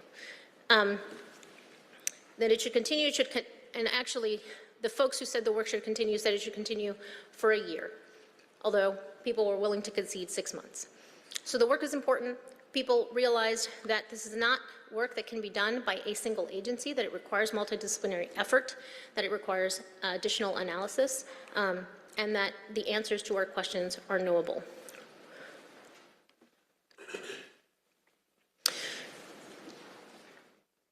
Our recommendations for next steps are to make the Jail Population Review Committee a standing committee of the Justice Policy Board, to continue the analytical work required to answer some of the questions that we were not able to answer.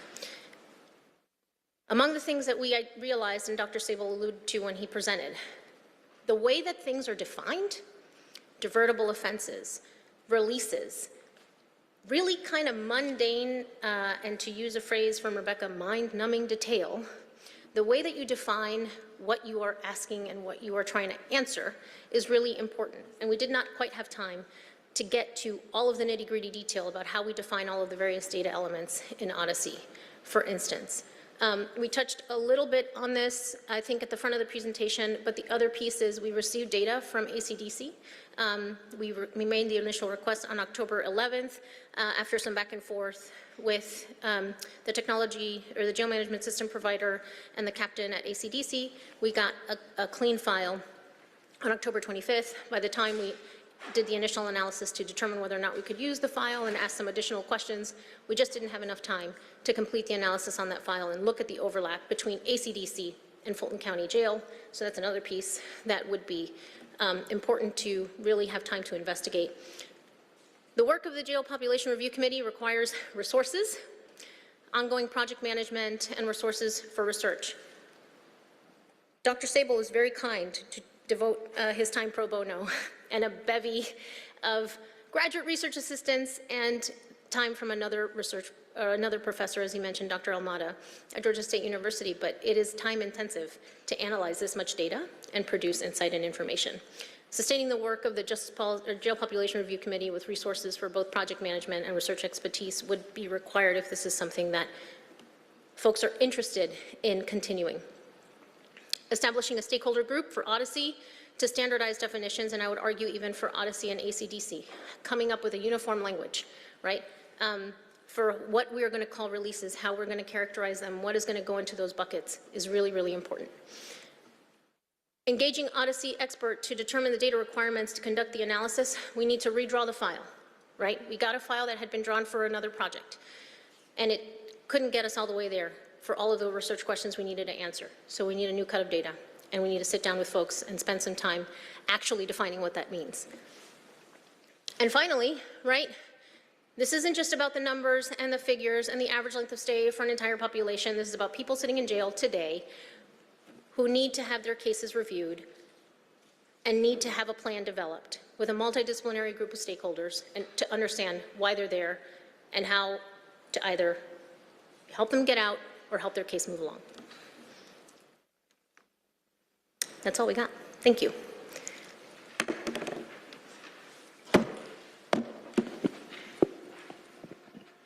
Thank you for our presentation. Our chair actually stepped away, so unless this is him coming back in, I don't know if the colleagues have any questions or if you're prepared to take any questions.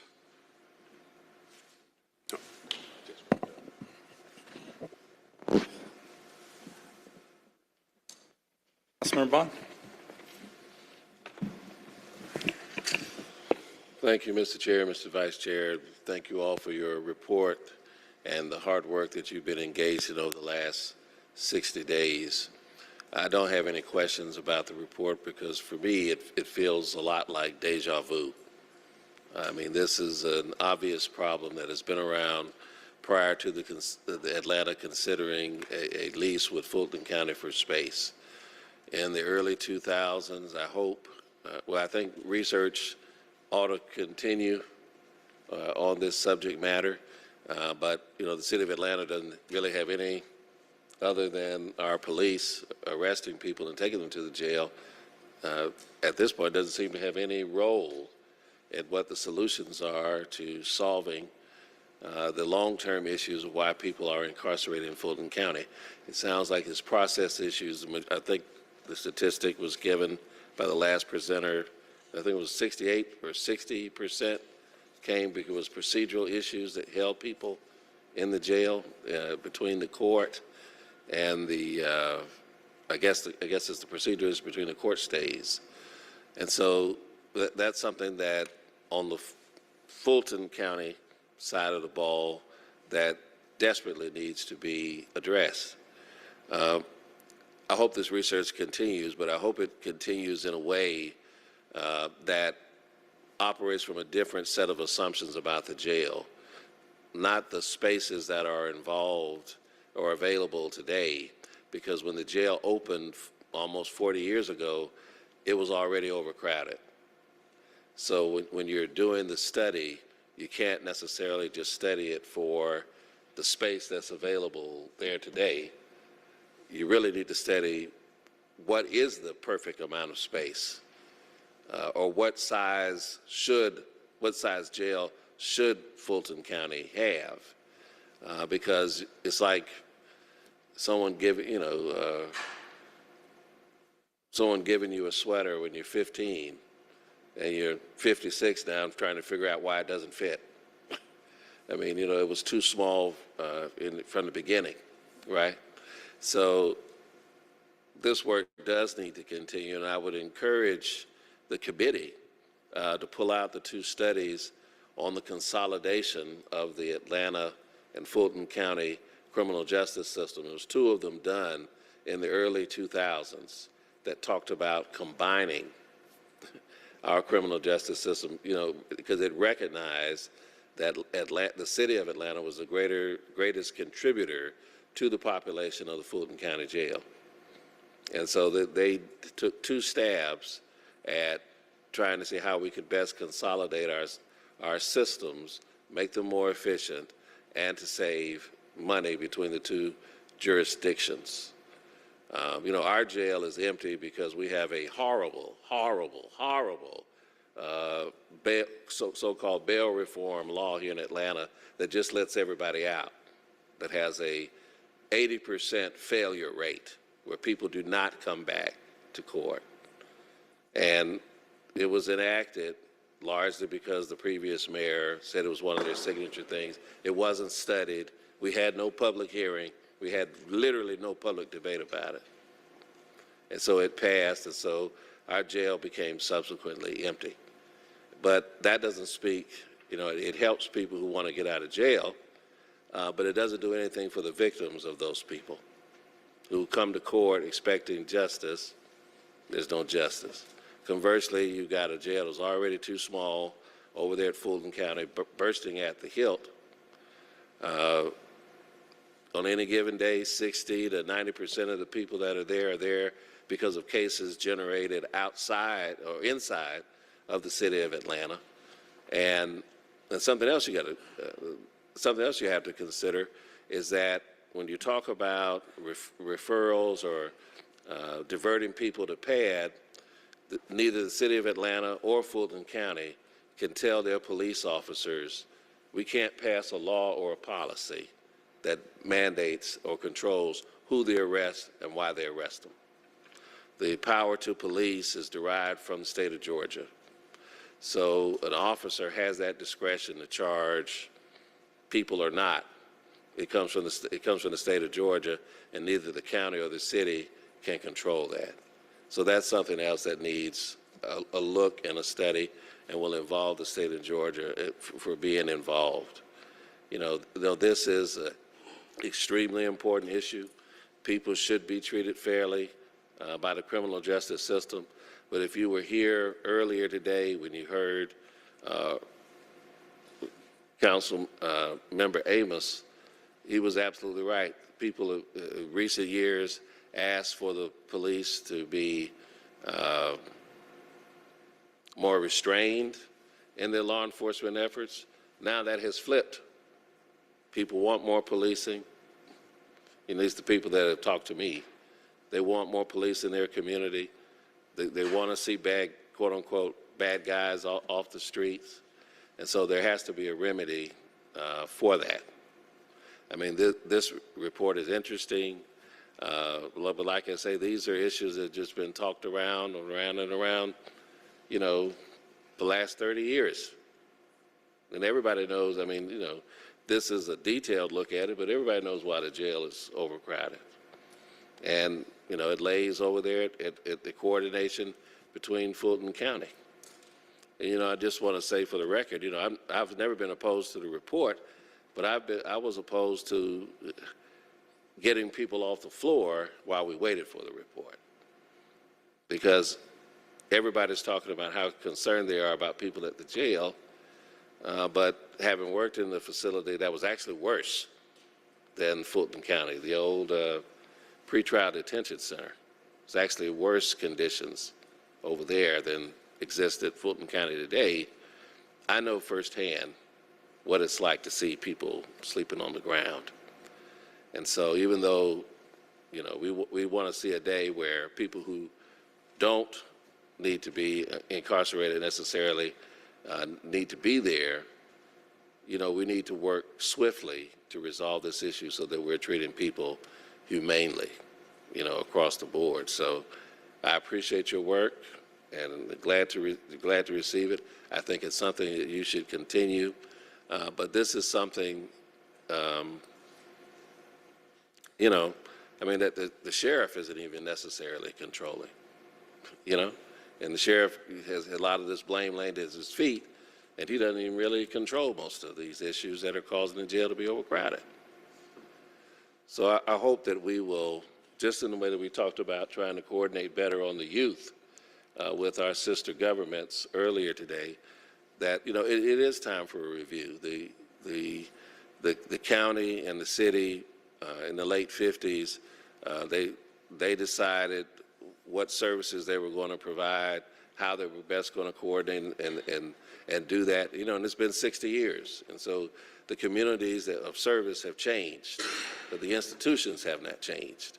And it's time to have the conversation to see what changes the institutions need to make to better address and serve the population.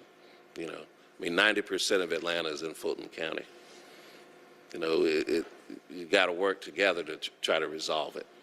You know, and of course, like I said, we're the biggest contributor to the population over there. I mean, when I started in corrections in 1989, August of 1989, we held the felonies that happened, that occurred in Atlanta until Fulton County could hold them, till they had room, you know. And so everybody who committed a crime in Atlanta, they went to Atlanta. They didn't go to Fulton County. And Fulton County was still overcrowded, okay? So there's got to be ways to try to work this out.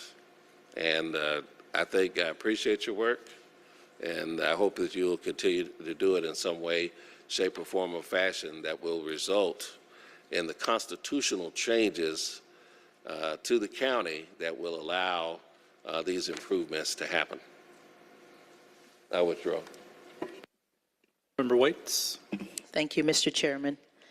I want to thank everyone who took the time to come out today to present. Thank you for your report. Thank you for the time that you've invested, including all of those who gave public comment.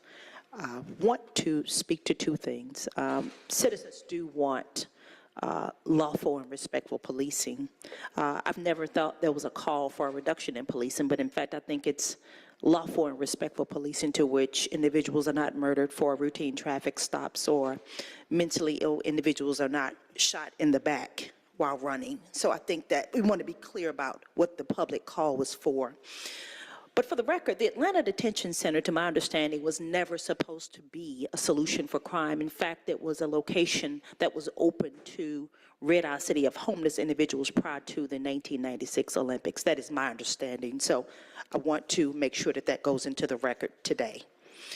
It's my expectation, given the report that we have received, that it's my understanding that there is a staff to inmate ratio requirement. And based on the information that I have read or spent time reading since the report has been released, sleeping on the floor is secondary, I think, to individuals having a 90% rate of lice, bed bug infestation, and the mentally ill who are or left to be in their own fecal matter. I think that that is a larger problem, or huge outbreaks of COVID-19 and monkeypox diagnosis. I think that those are some of the things. So back to the report, though, there are a couple of things that I'm curious about. I did not see any information specific to the number of individuals who were severely mentally ill, which would, I thought, be ineligible for a transfer.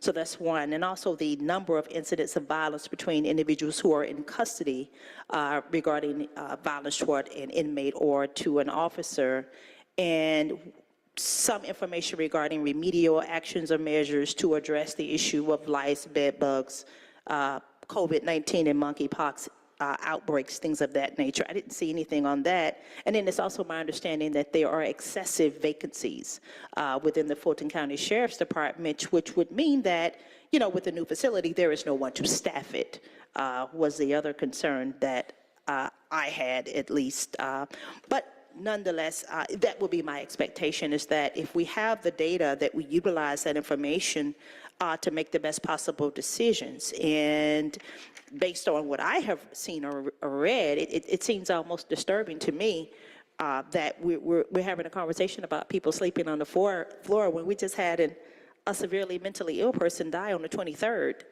in the facility. I think that a death certainly would supersede someone sleeping on the floor. So nonetheless, I am grateful for the report, for the information that has been given, and it is my hope that we would use that data to make the best decisions for everyone involved.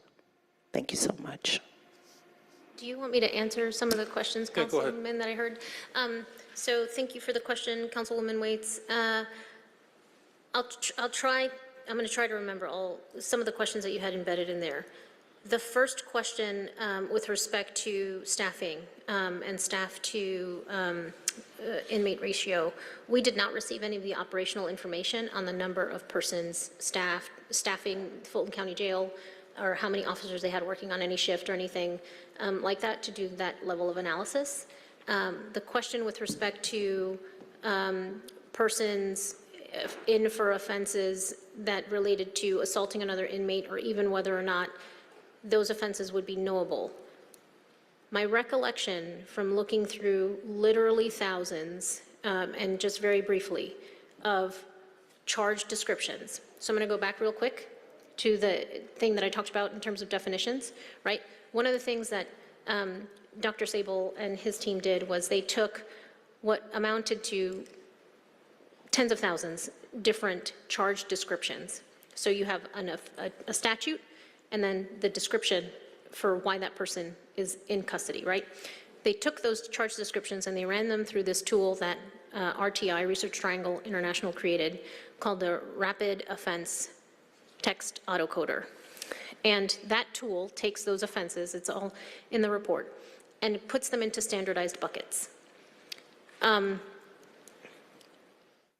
was developed in part for the APPR project, and with the time constraints, that was about as good as we could do to categorize tens of thousands different charge descriptions.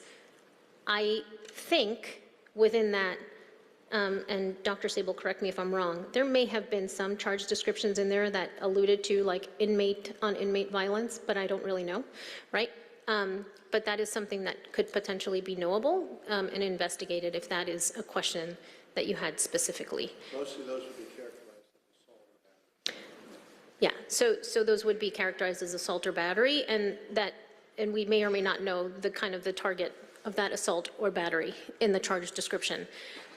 But that is something that if it is there, could potentially be knowable. The question on people with mental illness, right?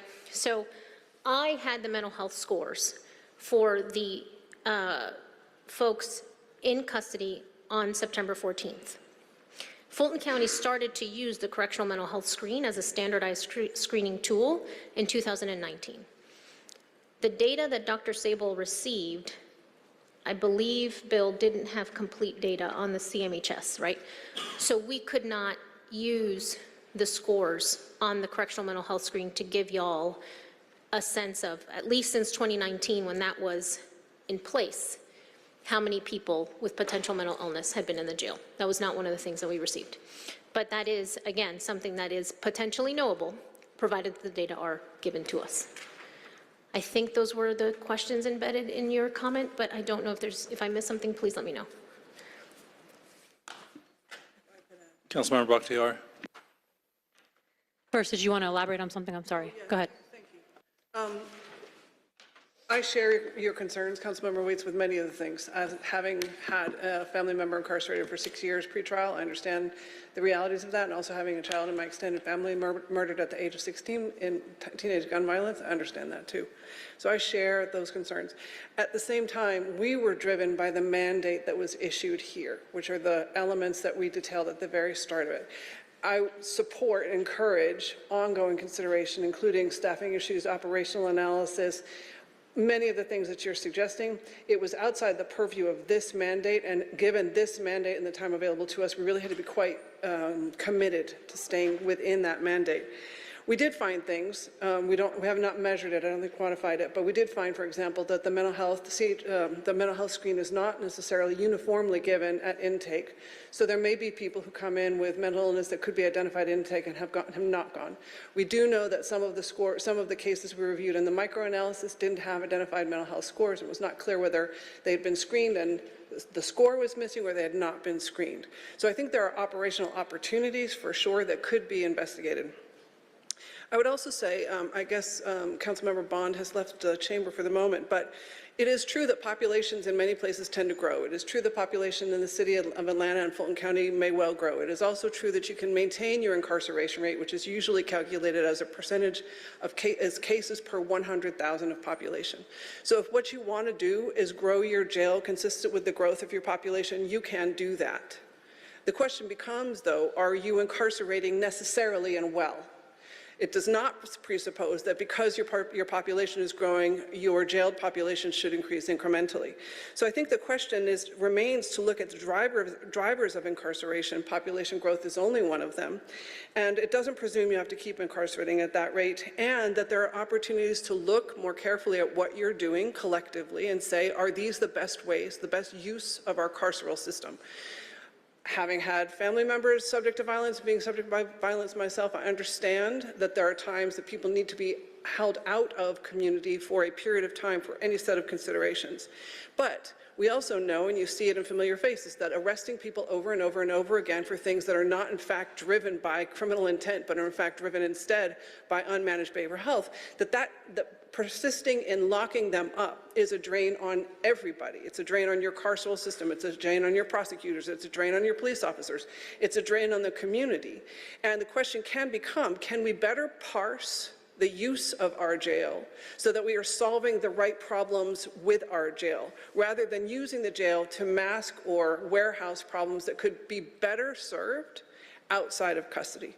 So not all felonies are made the same. We saw the one case where somebody had been held in custody for hundreds of days on a felony methamphetamine charge, but the bond was $500. So does not suggest that the felony was considered to be of grievous danger to the community.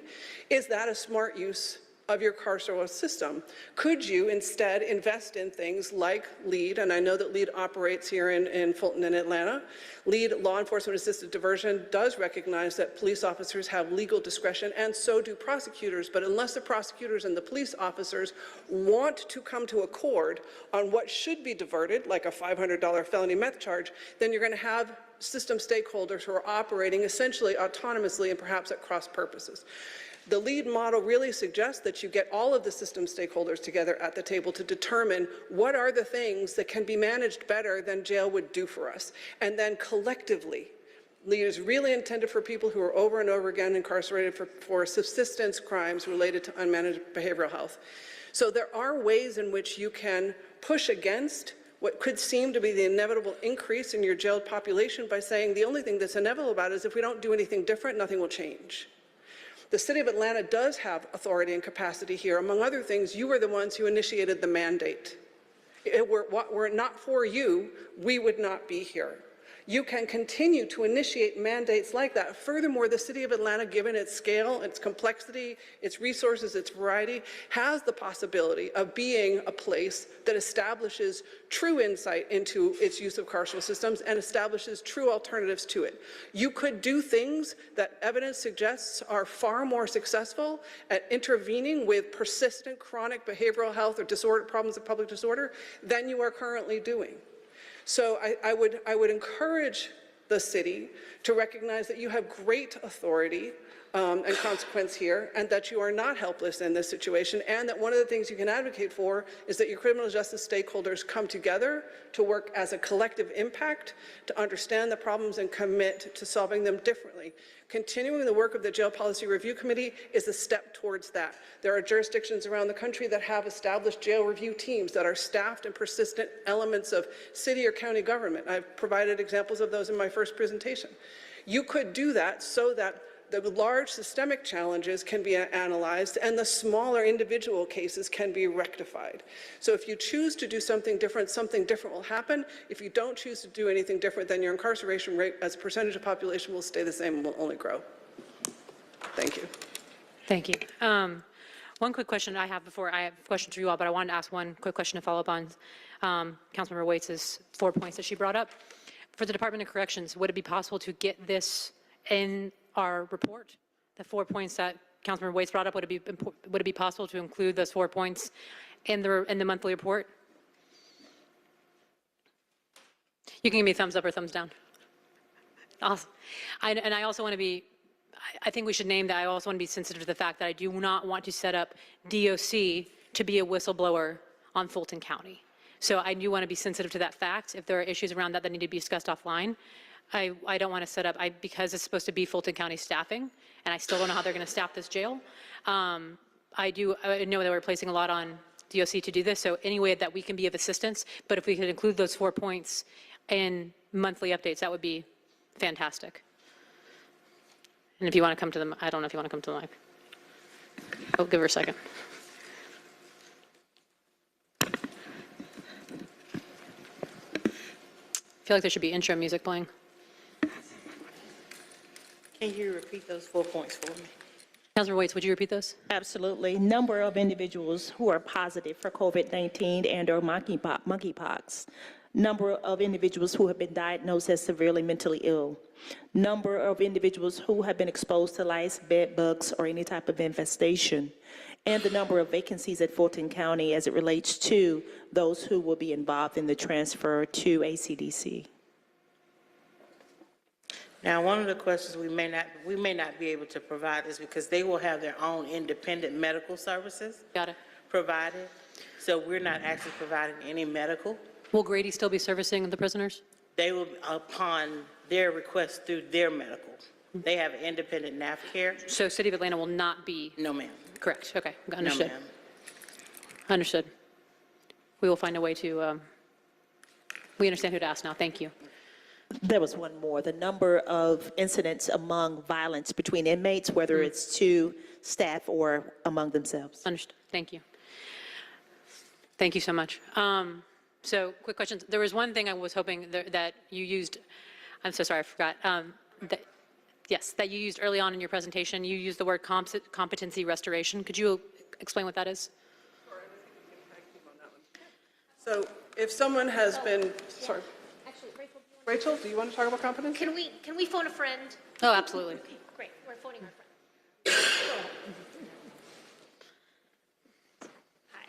Hi, I'm Rachel Holmes of Georgia Justice Project. I think we were part of the group that did the case analysis. The competency restoration that was talked about is is when somebody is found incompetent to stand trial, they're then usually are sent to a hospital for restoration. So a lot of times there's a big wait in the bed space for the bed space availability to be at the hospital for the restoration, which can take place anywhere from 90 days to 9 months once they get to the hospital. Understood. Thank you. I just wanted to make sure that we clarified what that was. I appreciate it. So due to the couple of questions, so I understand that the concern that was mentioned before was beds on the floor, but the keys have already been handed over. This was the last thing required. We do not have power to cancel the lease, so I think that talking about beds on the floor is no longer a relevant point because they're being transferred to ACDC. I think the point now is to ensure that, to me, good governance is not just talking about an issue and then leaving it where it is once the deal is done, because it's never actually done. It's continuing to move forward and looking at data and continuing to hold entities accountable and continuing to do better, because we can always do better, and good governance is accountability. So thank you for completing this. The Familiar Faces program, I was mentioning, I know that in the presentation, it says that City of Atlanta, when Judge McBurney, before he left, talked about us holding some of the highest numbers of people who are mentally ill or experiencing mental illness. Has the Familiar Faces program not been doing its job? I'm a bit confused by the numbers, because it was my understanding that, one, it was supposed to help people who may be experiencing mental illness that are repeatedly incarcerated and helping to divert them out of that system. But maybe I'm misunderstanding. So I do not want to speak out of turn because I do not manage the thing, okay? Here's what I can tell you about the Familiar Faces project as I understand it. The Familiar Faces project, as I understand it, is funded by the Bureau of Justice Assistance, and it started with a pilot of 100 people who had been identified as a familiar face. And to the best of my knowledge, and if anybody else in the room knows the Familiar Faces project and you want to correct me, feel free. I have no ego or arrogance. I fully claim ignorance when I need to, okay? You are unique to city government, so continue. So my understanding is that they have been working cases for 100 people, and I don't know if additional persons have been identified beyond the 100. Okay. So there is active work on that Familiar Faces project. And I guess I will say this, right? Familiar faces are a moving target, because when you are talking about booked X number of times over a 2-year period, inevitably you're going to pick up new people who are booked X number of times over a 2-year period with an elevated mental health score. 19%, that is well in line with what I have found. I've done studies. I did a big study in 9 jails across the state, and the rate of bookings involving mental illness was somewhere between 15 and 19%. That was a conservative estimate. I could talk all day about that, but I'm not going to bore you with it. But 19% is well in line with what I have seen in other jurisdictions, okay? So, and the correctional mental health screen is a much more robust screener that captures not just the felony population, which is the population that I really had insight into with my study. Okay.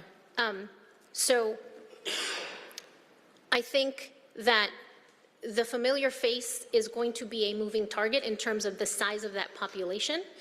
The way that I have defined it in other scenarios, not Fulton County, is the top 1% of bookings. So people book so many times that you are in the 99th percentile. You're booked more than 99% of all the other people booked into the jail. And that is going to be a moving target depending on when you draw the sample, right? Dr. Sable and the team of analysts that he used had to do some fancy work to take within this time period, use this criteria, and then move it, right? Because we've got 4 years worth of data. So the 2-year time window is going to shift. So, and the other thing that I will say is that familiar faces are resource intensive. It takes a lot from a social services perspective to get somebody who has been cycling in and out of jail, whether it's because they have substance use disorder or homeless or co-occurring disorders or mental illness or whatever, to get engaged into services and then actually get them into services so that they no longer come to the jail. So it's hard to do that, and scaling up what that takes, you know, I don't know to what extent that analysis has been done. What are the complex needs for familiar faces, so on and so forth, because like I said, I'm not over that project. To that point, why did y'all not receive operational information? Is it because it wasn't provided, or is it because we did not ask for it, or it was not asked for? It wasn't asked for in the legislation. Okay. Is there still a way for us to acquire that data? I know that they have met what we have asked for. Is there a way to us, as you said, continue the study? Is there a way to receive operational data? Because I think one of the things that concerns us the most, and this isn't your problem, but one of the things that concerns us the most is the staffing issues. Sure. That even the chair of Fulton County Commission has asked, if you can't fully staff these other locations and you can't fully staff the jail, how are you going to fully staff the ACDC that's being leased out? Which to me would lead to more of the problems that are being discussed due to alleged overcrowding. So less staff means more dangerous circumstances, and additional space isn't going to alleviate that, it's going to exacerbate it. So that is a major concern of mine. And it puts our City of Atlanta employees at risk, because whether or not we realize it, they will be pulled into operations. Sure. I would say if the work of the Jail Population Review Committee continues, if the city and the county, because this is a joint initiative, decide to resource the work of the Jail Population Review Committee so that ongoing analysis and project management can continue, then that would be a question to ask of both. I would say both, right, of ACDC and the Fulton County Sheriff's Office. What does your staffing look like? How many people do you have on shift? What would we know about, from best practices, about how many officers to inmates, so on and so forth, right? And how does that square with what you see in And for your study, just for clarification, would you agree that a lack of staffing could lead to increased inmate violence and putting staff at risk if we aren't adequately staffing these locations? So I am not a corrections expert. I would think that this is a studied issue, that there are probably adequate and safe levels of staffing, and we would want to measure against those benchmarks, right? Yep. So that's where I would go. Go ahead. If I could add. Yes, please. Thank you for your indulgence. As Stephanie says, operational analyses are different from the kind of analysis we were tasked with doing. Absolutely. And it's also not that typically considered inside jail review teams. That is not to say that there are not experts in operational staffing analysis. I've worked with one in Jackson County, Missouri, for example, where staffing patterns, staffing usage and distribution are all part of an operational analysis. If you want a copy of one of those, it's a public document. Just for the sake of, I was asking because you all have done these, as you stated, studies and you're around the country. Yes. That you would maybe perhaps have seen a pattern of this occurring, because I think that we should be prepared for, I believe that we might be setting ourselves up for potential lawsuits due to this issue. So it's upon us, it's our fault that we did not ask, but I'm asking moving forward if this is something that you would say in your expertise would advise against. I would advise that you assess your staffing patterns, yes. Thank you. One other thing, if I could say, just to put a bow on the competency restoration process, one of the things that seems to be apparent from the data is that competency restoration for misdemeanors is people are being held in custody on competency when their arresting charge is a misdemeanor. There is evidence, and I know that Stephanie could quote it, that the competency restoration is actually well managed in the community, especially for misdemeanors. So it's not clear, based on my experience, that it's appropriate to default to in-custody competency restoration for somebody who's arrested on misdemeanor. Further, on the familiar faces, again, I'm not an expert in the familiar faces project here. What I can say is LEAD nationally and now internationally is intended for the people who get repeatedly arrested, and that it's intensive street-based harm reduction case management over and over and over and over again, patiently working with people who are going to be very skeptical and hard to reach, is the heart and soul of LEAD. LEAD is not trying to solve every problem. LEAD is trying to solve that problem. Familiar faces, really, that population requires a kind of in-depth constancy that's not time delimited and usually not court supervised, that is unusual to find, and it's what the LEAD model is based on. Understood. Thank you. And then a couple of other follow-up questions. Do you have any idea? I mean, you gave misdemeanor numbers. I have a couple of questions following up on that. I was hoping that Dr. Sobel could kind of speak to the potential causes of increase in bed share for felonies, for people being charged with felonies, not with people for history. Is that an indicator that persons with felonies are staying in custody longer?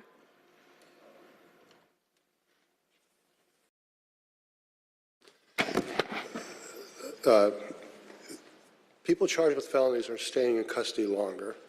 The reason they've been staying in custody longer has to do with the fact that there was a period of time where court processing slowed down considerably. And that's kind of like that backlog on the highway I was talking about. So now it's slowly clearing up. The increase in length of stay following the pandemic is much faster than sort of the long-term serial increase in length of stay for persons charged with felonies. So that went up. So now the question is, and I was going to add to this sort of staffing issue, I don't know what the staffing in the courts and the prosecutors' offices are either, whether or not those have changed, and how those might affect the case processing issues that ultimately contribute to length of stay, that ultimately contribute to the overcrowding and the need to shift persons out of Fulton County into Atlanta Detention Center. And I think that should be part of ongoing review also, to get a sense of whether or not the courts and the prosecutor's office are staffed appropriately to manage the case flow. If I might, Councilman Bond raised the question of how large of a jail should you have, Right. Or maybe it was Councilwoman Waits, but the question is, the answer is partly, what do you want to fund your justice system to do? Do you want to have sufficient prosecution, sufficient court staff, so you can move these cases along, so you can achieve speedy justice, but fair justice? So court processing could include indictment process. Could include the indictment process, could include continuances, could include whether people are prepared on the day, whether officers show up, whether public defenders are prepared, or those delays in court are adding to delays in jail. So speaking to the pieces that I want to say that Ms. Brown brought up, that the little pieces too, not a sweeping thing that could improve, but these little pieces. So basically, including all these processes in the court hearing at one time obviously would take off a lot of excessive time in processing these issues, could streamline efficiencies, and could possibly release people rather than having them held unindicted for larger periods of time, which arguably can be unconstitutional. Yeah, theoretically, those could contribute to shorter time in jail for the same disposition. I mean, I think in this whole review, we're not saying change dispositions. Some people, as Stephanie said, were released to the street. Some people were sent to prison and so on. The question is get to the disposition as expeditiously and fairly as possibly. Right. And that will have the consequence of reducing the size of the jail population.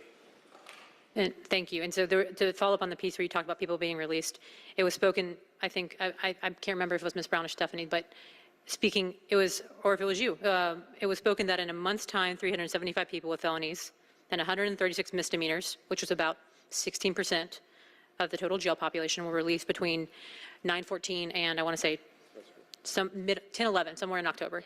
And they were released not to jail, but to the community. So could that suggest that over 500 people who have been in jail over the 150 days, so those 500 people ended up going home, and we have fewer than 500 people on the floor, I believe. So my question is this indicative that we are not efficiently handling these types of cases, and we could have in fact prevented our on-the-floor crises that led to this entire conversation? Well, so I know I'm asking a lot of really easy questions, so I appreciate your patience with me. So easy. Thank you so much for the softballs. So I hesitate to answer things definitively when I don't have the data to do it. And one of the things that Dr. Sable is pointing to is the fact that we were not able to investigate with clarity because of the way that we couldn't join the different data sets together. What are the procedural issues in a court process that are delaying cases? We can't tell you unindicted status. What's the effect of unindicted status on length of stay? We can't tell you number of continuances. What is the effect of number of continuances on length of stay? I can't tell you, even on a longitudinal analysis, for instance, this competency restoration issue that we have identified when we reviewed 250 cases, what is the effect of competency restoration writ large on felony versus misdemeanor cases on length of stay? Can't tell you that, because we don't have those data. So I hesitate to co-sign anything saying, yes, the answer to your question is easy. What we can say is if we had the data, we could analyze that and give you insight. And our hope is that the work of the Jail Population Review Committee continues so that we could properly draw the data to give you the insight that you deserve to make the decisions you need to make. And If I might add to one thing. Please be careful in the inferences you make from different samples. So Stephanie Howard had a one-day snapshot. And of those people on September 14th, how many were released for a period of time? Remember, on September 15th, there were more people booked and more people released. On September 16th, more people booked and released. So you've got this flow problem. So the number of people she found released from that snapshot is indicative of people on that day. But every day, there are more people coming in and going out. So just be careful not to make a case on what happened to a group of people who are in on one day and think that that applies to a broader population. A larger pattern, understood. My concern is always the fact that currently the largest holder of our largest shelter and our largest rehab center is jail, when it should not be, right? To the point that Ms. Brown spoke earlier, a lot of times, and I know I'm preaching to the choir with you all, but what concerns me is the fact that there are people that are going in for 2-3 months for a misdemeanor that should have been processed and released in a far shorter period of time, who are going to go out with psychological or potentially physical damages that they did not have prior to this. And in doing so, we create the very problem that we seek to resolve. And I do not believe that increased mass incarceration space solves mass incarceration. To me, that sounds like tossing alcohol or fuel onto a fire and expecting it to go out. Now, do I believe that we should get rid of the jail? I understand that we are not there yet. I understand that we are not there. I don't believe that felons should be released to the street. I don't believe in that. But I am worried that we are beefing up felony charges when there are smaller things, because a lot of people, when they think felony, they think murder, they think sexual assault, they think theft, they think bigger things. When sometimes our felony charges should not be felony charges. Sometimes they should qualify as a misdemeanor. My concern with this, and I appreciate this data because it gives me better insight, is that there are people that we are deprioritizing misdemeanors and beefing up felony charges for the sake of being able to hold people longer and for the sake of less than efficiently streamlined systems. Because as you said, just being able to have those same court appearance, that's one court appearance, solve more than one thing at one time, I mean, the efficiencies that would increase and the time that would limit for a person staying in jail would be huge. And what I'm basically saying is I'm looking forward, I want this to continue. I'm looking forward to working with you to find out what those other small efficiencies are and solutions are that we can solve to begin eating away at this larger problem. But your study has been really insightful, but it's confirmed some of my worst fears. And we still have a lot of work to do. And I don't think that just increasing the jail size is going to solve our problem. And obviously this data has confirmed that for me. Go ahead, I'm sorry. So I just want to temper expectations to you about what you can find out when you even have more data. Yeah. We will not be able to get to motivation, right? Understood. So why was a charge upgraded from a misdemeanor to a felony? We, without like in-depth interviews with prosecutors or surveys or whatever, the data aren't going to tell you that. The data will tell you a charge was upgraded from a felony to misdemeanor, and this is the number of time that happened. I always want to be kind of cautious when we look at quantitative data in particular, that we can point to the fact. The fact is that this event occurred, and this is the number of time that the event occurred, and this is the relationship between these number of events occurring simultaneously. Yes, I do not expect that you all will provide qualitative data by any means. But that level of kind of detail, yeah. No, I mean, I do not expect expect that you all provide motivation for certain things. That is upon the city. The city needs to step up and talk about how we talk about root causes to make these crimes preventable in the first place. I do understand that. I recognize it completely. I just don't want to be us sending someone to jail to be like, we've done our jobs, that is it. And oftentimes I feel that the old school mentality with politics has been not my lane, not my problem. And as you said, there has to be cross-working across all intergovernmental departments to ensure that this works. And just because Atlanta doesn't oversee jails, just because we don't do health and human services, doesn't mean that we don't have a role to play here. And I feel that it's been us stepping up to do a better job in solving root causes has been long overdue. So this has taught me a lot, and I appreciate it. And I look forward to working with you further because we are far from done. Councilmember Norwood. Yes, I just wanted to clarify for the record, I went and visited both the Rice Street, Fulton County Jail, as well as the ACDC Center. And I think in talking about staffing, it's just important for us to know that there were very great differences in the configuration of those two spaces and in the way that the ACDC could manage anyone who was there versus Rice Street trying to manage anyone who was there. And I think it's not a one-to-one correlation of how many people you need for how many inmates that you have at any one particular time. And I just wanted to say that for the record, having seen both. President Shipman.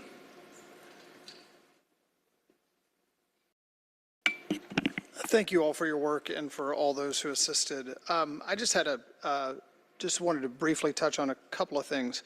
On the research question page, this is probably for you, Dr.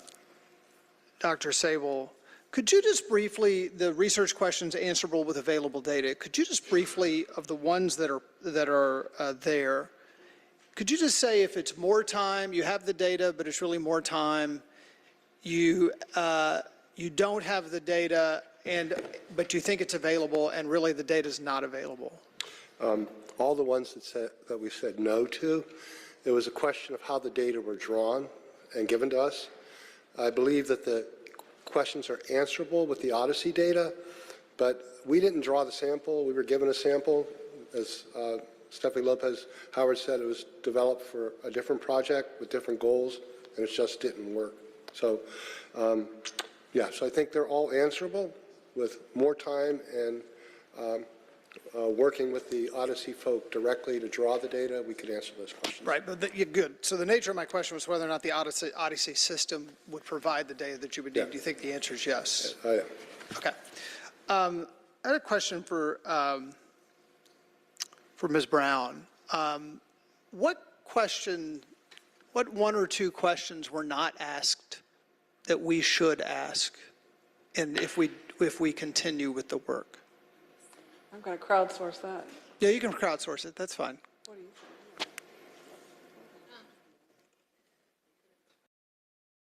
Yeah, well, Lordy. I think that... Grab up to the mic so people at home can hear you. Sorry, yeah.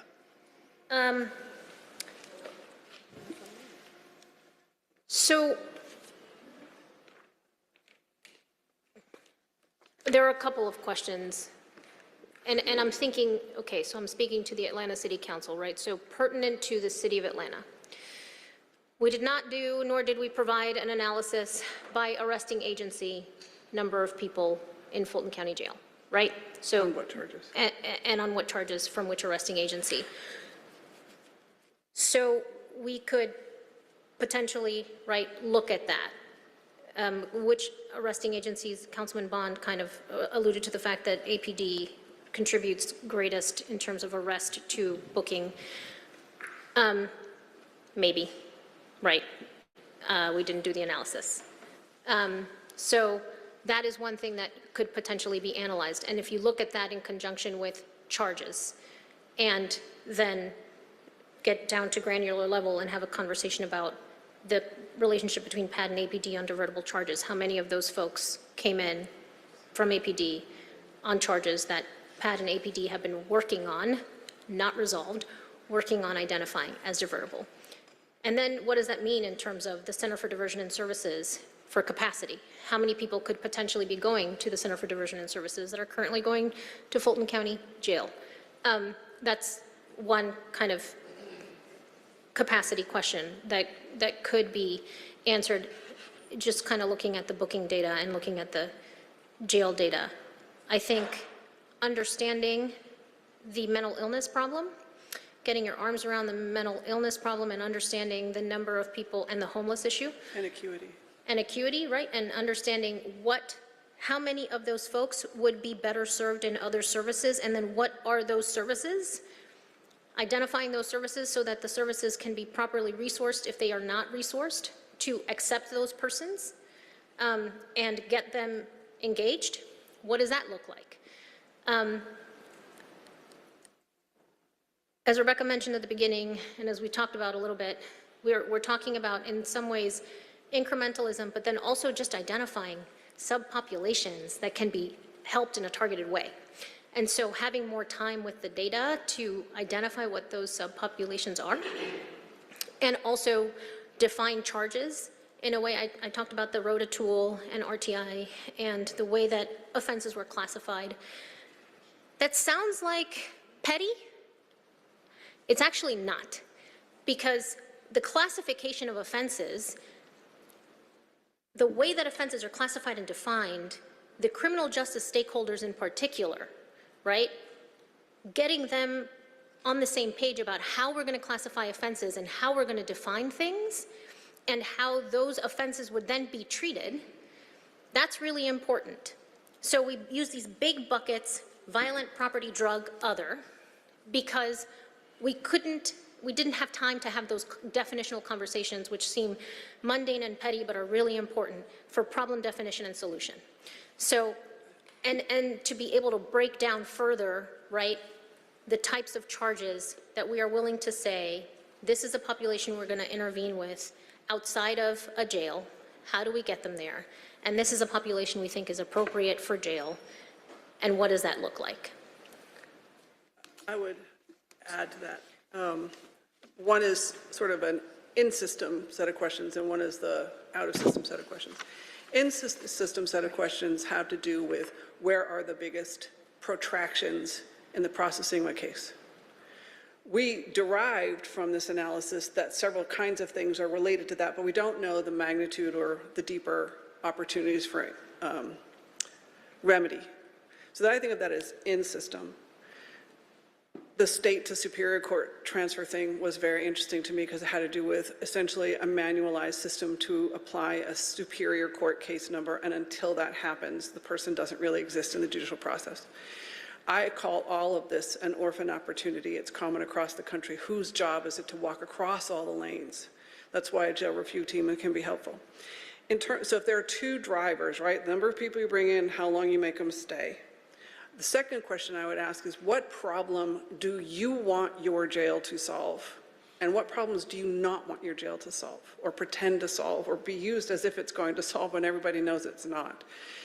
In that case, there are really clear, well-documented interventions. Lead for the seriously, persistently mentally ill, people driven by unmanaged behavioral health needs who are persistently caught up in the criminal legal system for things that are disruptive and harmful, but not criminally intended in the same way. That population is, whether it's familiar faces or other, it warrants specialized resources, specialized approaches. So to what degree are you currently implementing LEAD according to the model? And I've designed the fidelity framework for the model for LEAD for the nation, so I can give it to you. And how could it be scaled or expanded or improved? So that's one, is fewer people in. And then there are things, I know Councilmember Bond, I think you mentioned failures to appear. Failures to appear is a phenomenon that's really related to procedural justice and not criminal intent in almost every case. Criminal procedure ordinarily for a misdemeanor requires that you get a ticket and cite released, or you get booked into custody and released. And then it's up to you to navigate the system thereafter. Some people are good at navigating the system, and all power to them, but some people are not, for whatever set of reasons. So we did mention this in the conversations we had with the Solicitor General and the DA. I designed a project in Contra Costa County, which actually is where Judge McBurney is from, that reduced failures to appear in the participating law enforcement agencies by about 74%. It's not the same thing as having a defense attorney at first appearance, because you can get arrested in March, and your first appearance for a misdemeanor, if you're out of custody, may not be till November. During that time, you've lost track of your case. If you show up at arraignment, maybe you'll have a public defender, but there's been this 9 months where you're kind of like, I don't know, the ticket told me to show up at X date. I showed up at X date. It wasn't on calendar. I guess my case is dismissed. The date that was given to you is sort of a procedural fiction. It's not really the date that anything's going to happen. With the FDA project that I just did, it's called early representation, the police agencies, in our case it was 3 cities and the California Highway Patrol, collaborated with the Public Defender's Office to notify the Public Defender's Office every time somebody was arrested on a misdemeanor. Sounds like a lot of work. It's better than not taking care of it, because you're going to deal with that misdemeanor one way or another. With that, and through automated text messaging and other things, essentially the public defender's office and their social workers or social workers assigned to the project reach out to me and say, you got a case, Rebecca, and I'm like, I don't know, I don't think I have a case, blah, blah, blah, and in fact, you walk them through the procedure. So is it better to have a system in which your misdemeanors are recognized right at the get and people are sort of processed through in a way that benefits their sense of procedural justice, benefits prosecutor and court system satisfaction, reduces disproportionality for low-income people of color, because that's principally who it helps, and you're going to deal with this volume of misdemeanors one place or another. So is it better close to the, I don't know, the tip of the iceberg or the bottom of the iceberg? My metaphor doesn't work. So I think the questions I would ask you to ask are, what problems are we pretending to solve with jail that aren't working? And I did look up the per capita incarceration rate for Fulton County and for, I think just for Fulton County. And it is something based on the statistics from Vera Institute, which has done this nationally. It looks like Fulton County's per capita arrest rate, incarceration rate might be something like 40% above the national average, and 40% above Georgia as a whole. Don't exactly quote me on that, but I did want to pay attention to your question about incarceration rate and population growth. So ask the questions about, what are you really trying to do with your justice system? Can you find agreement among your set of stakeholders that that's probably better managed some other way, including the prosecutors and public defenders and law enforcement? In places around the country where LEAD works well, all of those stakeholders are literally at the same table managing how a case should go. And it improves satisfaction rates for everybody in the process, including prosecutors and court systems. So what problems are you trying to solve? Which of them can be solved without getting somebody in custody? Which of them can be solved by helping resolve a case more expediently without somebody being in custody, like a misdemeanor early rep? Which things are driving protractions in custody that could be remedied? One of the things I found interesting about this project, although it was not at all uncommon, is that as soon as the report started generating interest, letters are going back and forth with people imagining that what the report is doing is indicting their work. The report is not indicting their work. The report is saying, here's what we're finding analytically. It gives you some opportunities to consider. Do you want to learn more about this? And do we agree that we should probably increase competency restoration rates? Find the places of agreement that come out of your data and move incrementally towards that. Thanks. Oh yeah, please. I agree with Rebecca's point about decide what you want the jail to do. I think you also have to think about, what are the costs of the alternative? What's it going to cost? How's it going to be done? And who's going to pay for it? And that gets complicated. And so, yeah, I think that's part of what you might want to consider. What will it cost? How's it going to get done? Who's going to pay for it? Who's going to manage all these complicated processes? Thanks. Just one more question. On the leverage systemic opportunities page, there were two boxes that I hoped we'd just take 1 minute on each. Implementation of SSI, SSDI access in Fulton County Jail? Yes. Hi. What is that? Okay, I will tell you, because that I am actually doing myself. Haha, look at that. So I have a $1.2 million grant from the Social Security Administration. Me, Stephanie Lopez-Howard, Statistical Analysis Center Director. The grant went to the Criminal Justice Coordinating Council, the agency that I represent. And I'm working with 4 jails. Fulton County Jail is one of them, and the Department of Behavioral Health and Developmental Disabilities, to implement what is called Social Security SSI and SSDI, which is Social Security Disability Benefits. Outreach, Access, and Recovery, SOAR. It's a specific way of applying for Social Security and disability benefits for people with serious mental illness. So the idea is, we find who has serious mental illness, right, in the jail. The screener will go a long way toward doing that. Figure out, are you somebody who has been in the jail repeatedly? That's one of the populations that we really want to focus on, those familiar faces. Do you have disability benefits already? If you don't, you probably qualify. Get in, do the interview. In Fulton County and Cobb County in particular, we're also going to work with a forensic peer mentor to have the person come in and try to engage the person not just into the SSI and SSDI process, which doesn't take a minute, is quite a process. So keeping the person engaged so that we make sure that we get the documents from them that we need, that if their address changes, we know where they are, so that if eventually they are awarded, they are able to get their check. And then making sure that they not only get benefits, but then are actually connected to services. So that's the SSI, SSDI, the SOAR access. Good, thank you. And the other one was and we may have touched on it, but the Advancing Pretrial Policy and Research Project with Arnold Ventures. So that's APPR, and as far as I know, Marlon is not here, but Marlon Greathouse and the Fulton County Court is the person over that.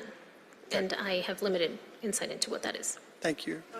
For the SSDI and the Social Security benefits, I would also say it accomplishes two things. It accomplishes two things, and you know more than I do, but I'll say the simple things. One is it brings federal dollars into your local economy because it's federal funds. The second thing is it provides legitimate and continuing income to somebody who otherwise has no income or illegitimate income. So both on the macro level and on the micro level, it has immediate benefits. As Stephanie said, and having gone through this myself with an incarcerated family member, getting SSDI benefits is arduous. In our state, it's typically the first response is a denial, and then you have to appeal within a certain time frame, and most people just cannot navigate that. You could also make sure that public benefits enrollment is a central consideration at the diversion center. It's often overlooked as a meaningful intervention. Many things can come from it, both medication, medical care, and income. Another thing I would say is that, again, an orphan opportunity is to look at fines and fees. So administrative fines that are applied as part of criminal processes, they disproportionately affect people of color. They disproportionately affect women of color. Studies demonstrate that it's black mothers who mostly end up paying the fines. And remedying that can be a substantial reduction on burden on the individuals. Furthermore, those fines and fees are often essentially uncollectible. So you're trying to collect money that's never going to come to you, but meanwhile, it's really harming individuals and families. In our case in California, those unpaid fines would be lodged with the state tax agency, and anytime you earned legal money, it would be taken away. We ended that and relieved all of the unpaid debt. It really didn't cost the county much, but it's substantially improved outcomes for families of color. Thank you. Thank you, Mr. Chair. Councilmember Waits, do you have another question? Yes, Mr. Chairman, thank you so much. It's my understanding that PAD is the lead model. Is that correct? Please. Yes, and I just wanted to give further clarity on the mentally disabled individual who was killed in the jail. This was actually someone that was charged with loitering and a misdemeanor, just for the record. And so that's, again, another tragedy that possibly could have been avoided. I'm listening. I can speak a little bit about the lead model and a little bit about the lead model here. I'm not the expert in it. There's other people, including Mocha Macias, who are knowledgeable but local. Fulton County has a COSAP grant. It's a federal grant that they won last year, I know because I've seen the proposal, to expand lead law enforcement assisted diversion in Atlanta and then in 2 adjacent communities in the next 2 years. The lead model, I always describe it as a systems change initiative that brings to the table the very systems it's designed to disrupt. Meaning, according to the model, there's a policy coordinating group that includes the prosecutors, the law enforcement agencies, social service providers, a project manager, case managers. There's a policy coordinating group that sets policy, including what do we all agree will be divertible charges. Now, having gone through this myself, I designed a lead initiative in my home county. I can tell you it takes a minute to decide altogether. Prosecutors don't always want to do it. Public defenders don't always want to do it. It's contrary to the impulse. But you start by saying, what problems are we trying to solve with incarceration? Which problems are we not solving with incarceration? Can we figure out those things, those charges that should be diverted because we're not solving anything through prosecution, and give it a try? So Fulton County has a contract, and as I understand it, LEAD also has a contract through the city of Atlanta. But for LEAD to work really well requires that even the skeptics come together at the table, especially the skeptical parties, the parties that don't trust each other, or may feel that their lanes are so contrary to purpose that there's no benefit in sitting down. So I say in almost every community, your policy coordinating group is an essential element of your ability to do lead well, because if you have even arresting officers who agree to divert something, but prosecutors are saying, I'm not down with that, it's going to have limited impact, in my experience. As I said, there are others who know lead more here. I just know the model nationally. Okay, and I just wanted to echo, I believe that Pat is serving in that role, to my understanding. So Pat has, as I understand it, a dual role. Pat has essentially the role of project manager and case management direct service provider.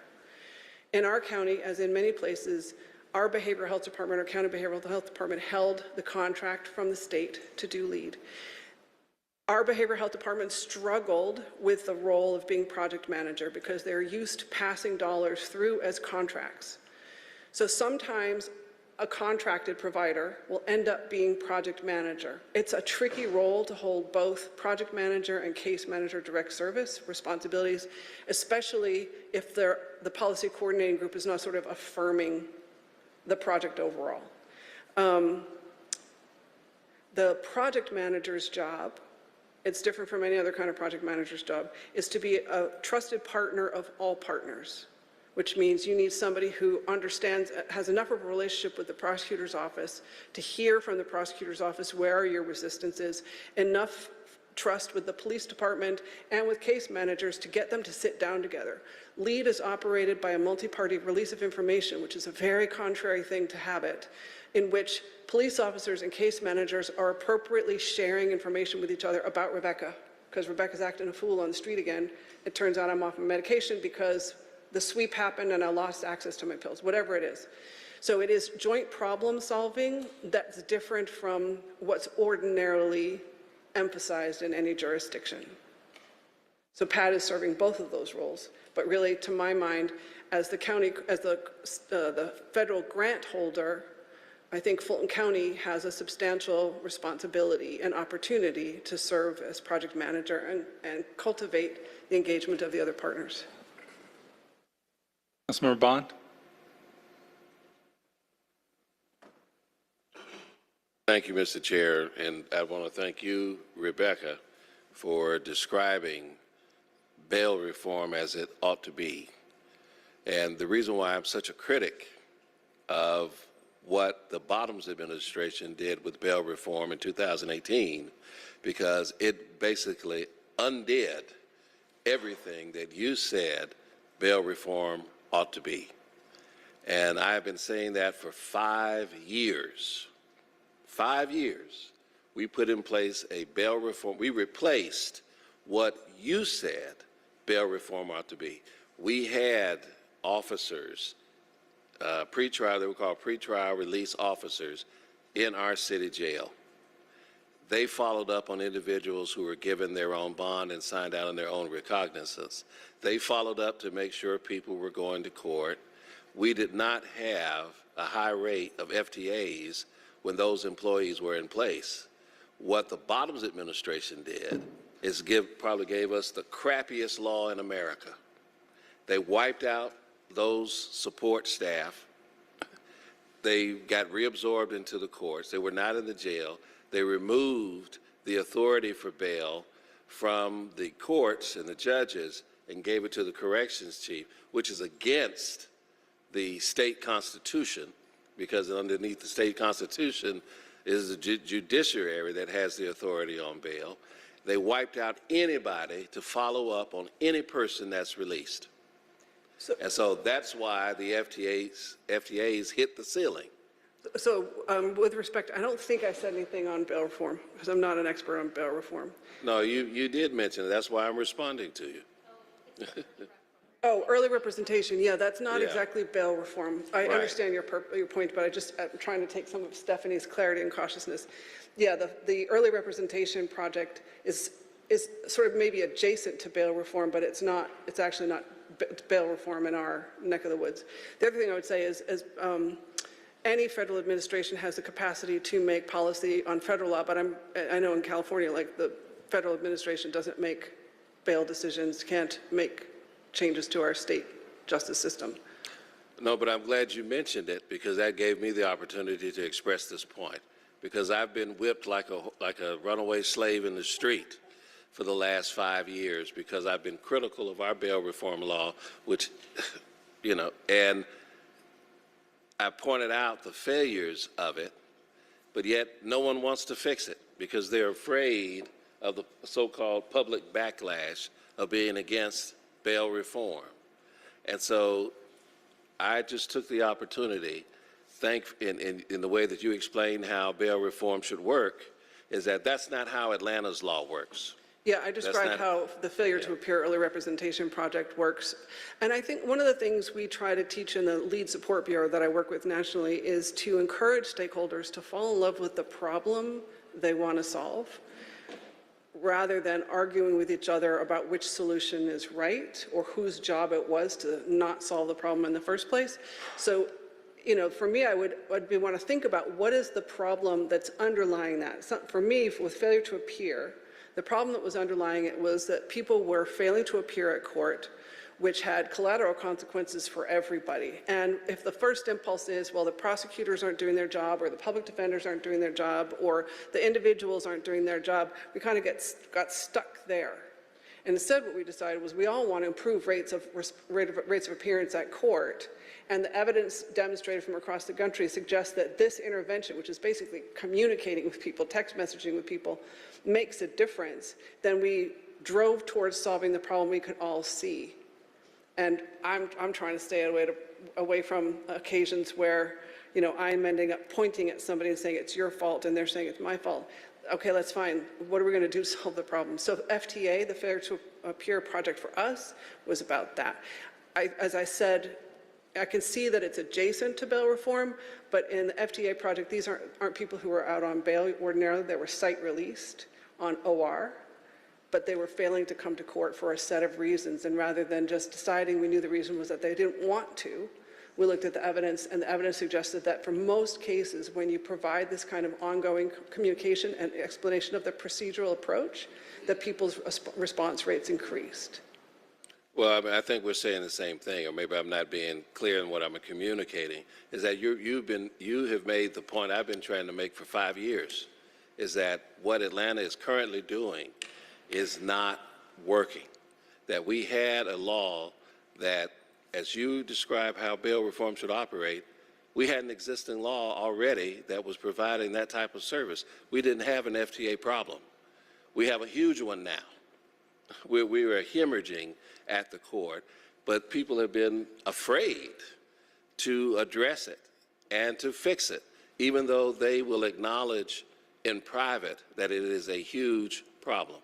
Yeah, and in California, we've eliminated almost all bail for lots and lots of things. So it's less present a phenomenon for us than whether or not people knew how to get to court.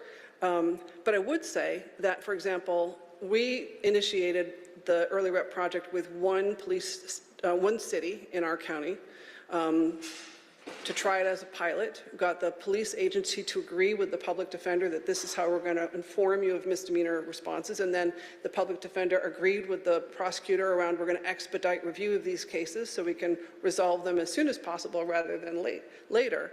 And we started with one agency, and it worked well, and now it's expanded to these other cities and to the California Highway Patrol in our county. So if, for example, the city of Atlanta wanted to advance something like that, that's an entirely replicable approach. Well, I've been advocating for 5 years that we do it. And I've been whipped like a runaway slave who went over the back 40 about it, and been called everything other than a child of God than trying to address it. Because all we would simply need to do is just put our old policy back in place, because it was working, it was fully funded. We had people that would text or call or reach out to folks to make sure that they came to court. But because of the politics surrounding the Bloomberg Foundation and wanting to look progressive or woke, in the first 60 days of the Biden administration, they changed and give us what we have today that is failing, broken, and hemorrhaging in our I'd be courts happy to over send you the proposal we developed that got Bureau of Justice Assistance funding to do that. And as I said, for us, it's about trying to provide representation to low-income people at the moment of arrest and release, When ordinarily, if you have middle class, upper middle class person, I get picked up stealing something at Target, next thing I'm going to do is I'm going to call a lawyer right away. If you're a low-income person of color, that's going to be harder to do. And so we wanted to make sure that we were providing resources to people who did not have access to ready private counsel, regardless of any other questions about whether there was bail. It was about providing representation that otherwise you have to pay for. And that's what's really worked for us. No, I understand. But your comment gave me the opportunity to get on my soapbox and to I bring hear this you. issue back to the fore. I see the soapbox. So we're not at cross purposes. Thank you. Appreciate it. Thank you. All right, I think that concludes our questions and comments. I want to thank Ms. Brown and Ms. Howard and Dr. Sable again for their hard work on this. Thank you all. Moving on to our consent agenda, taking claims for favorable and unfavorable recommendations. I'll make a motion to accept all favorable claims 1 through 6. Is there a second? Second by Councilmember Overstreet. Please prepare the vote. The vote is open. Yes.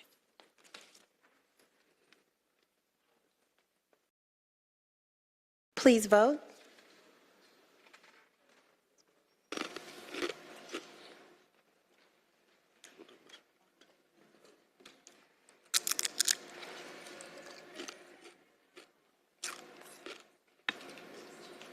Councilmember Boone, how do you vote?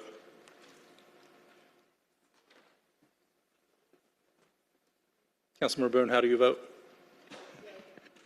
Councilmember The Boone vote is is an closed. aye.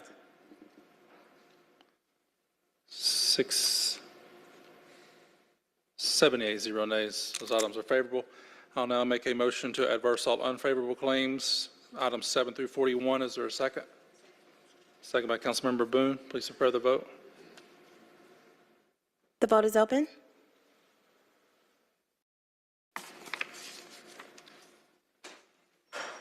The vote is closed. 7 yeas, 0 nays. Those items are adversed. Moving on to the regular agenda and ordinances for second reading, 22-0-1842. An ordinance by Public Safety and Legal Administration Committee for the 2023 Intergovernmental Grant Fund budget by adding the anticipations and appropriations in the amount of $187,161.91 on behalf of the Atlanta Fire Rescue Department for the purpose of funding the car seat fitting station program developed by the Atlanta Fire Rescue Department and for the purposes. I will make a motion to approve. Is there a second? Second by Councilmember Overstreet. Please prepare the vote. The vote is open.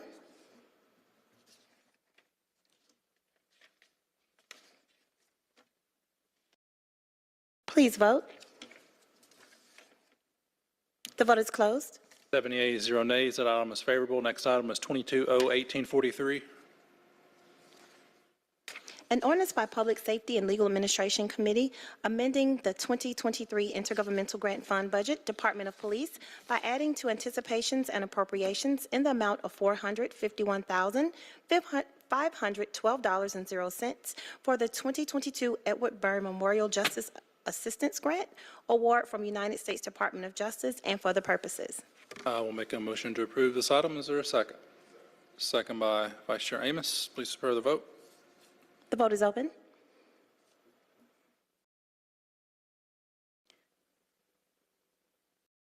Please vote. The vote is closed. 7 yeas, 0 nays. That item is favorable. Item 3, 22-0-1866. An ordinance by Public Safety and Legal Administration Committee authorizing the mayor or his designee to enter into a contract with Morris and McDaniel Incorporated for RFPS 1220320 Sergeant Promotion Testing on behalf of the Atlanta Fire Rescue Department in an amount not to exceed $254,880.00 for the purpose of providing promotional examinations. All costs are to be charged to the account numbers listed herein and for other purposes. Make a motion to approve. Is there a second? Second by Councilmember Overstreet. The vote is open.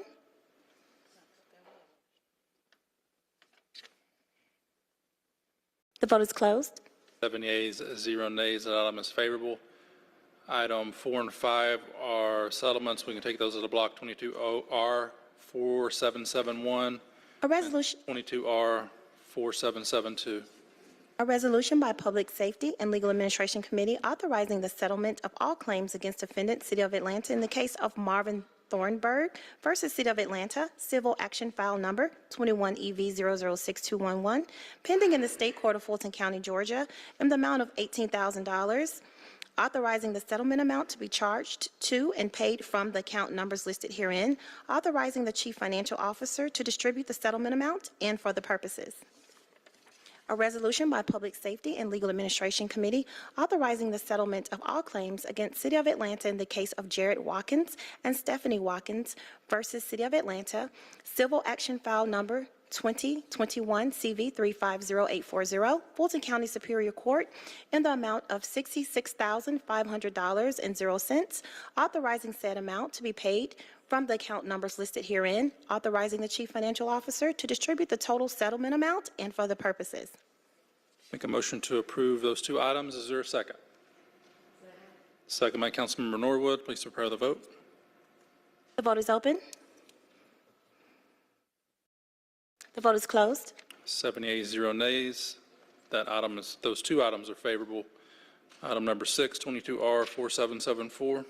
A resolution by Public Safety and Legal Administration Committee authorizing the mayor or his designee to exercise the first renewal option for FC 9409 annual maintenance for citywide radio system with Vertiv Services Incorporated on the behalf of Atlanta Police Department for a term of 1 year, effective from January 5th, 2023 through January 4th, 2024, in an amount not to exceed $93,695.00.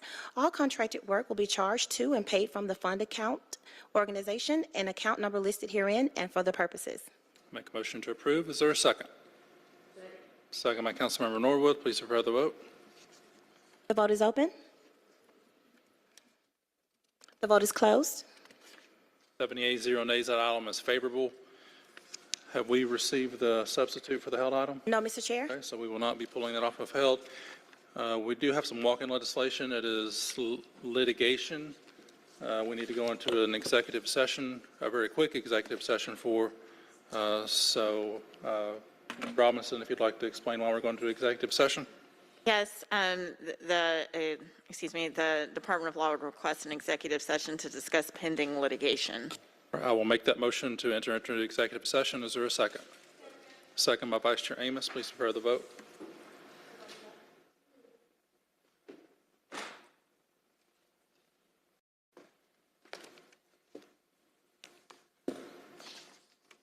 One moment, Mr. Chair.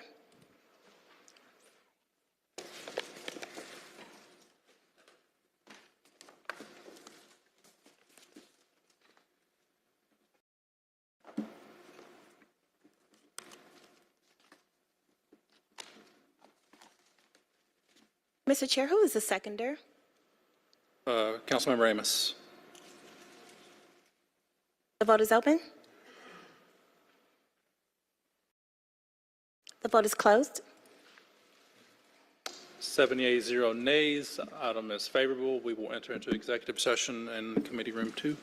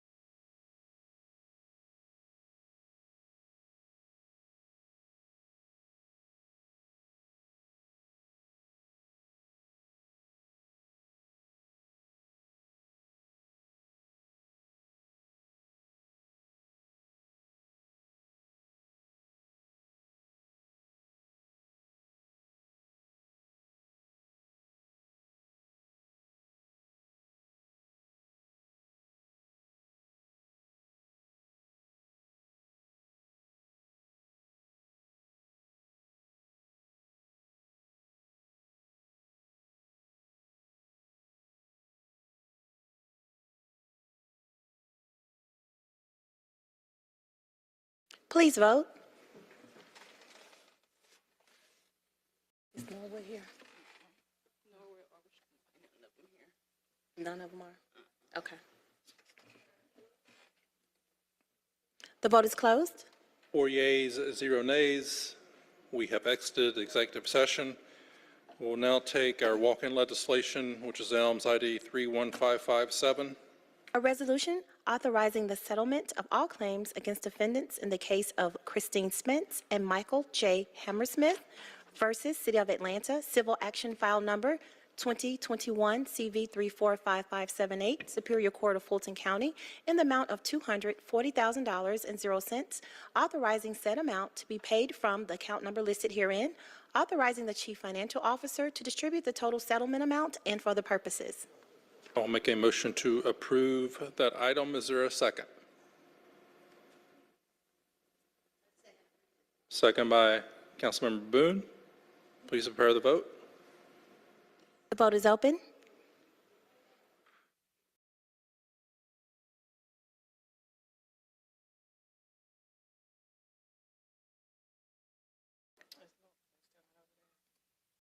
The vote is closed.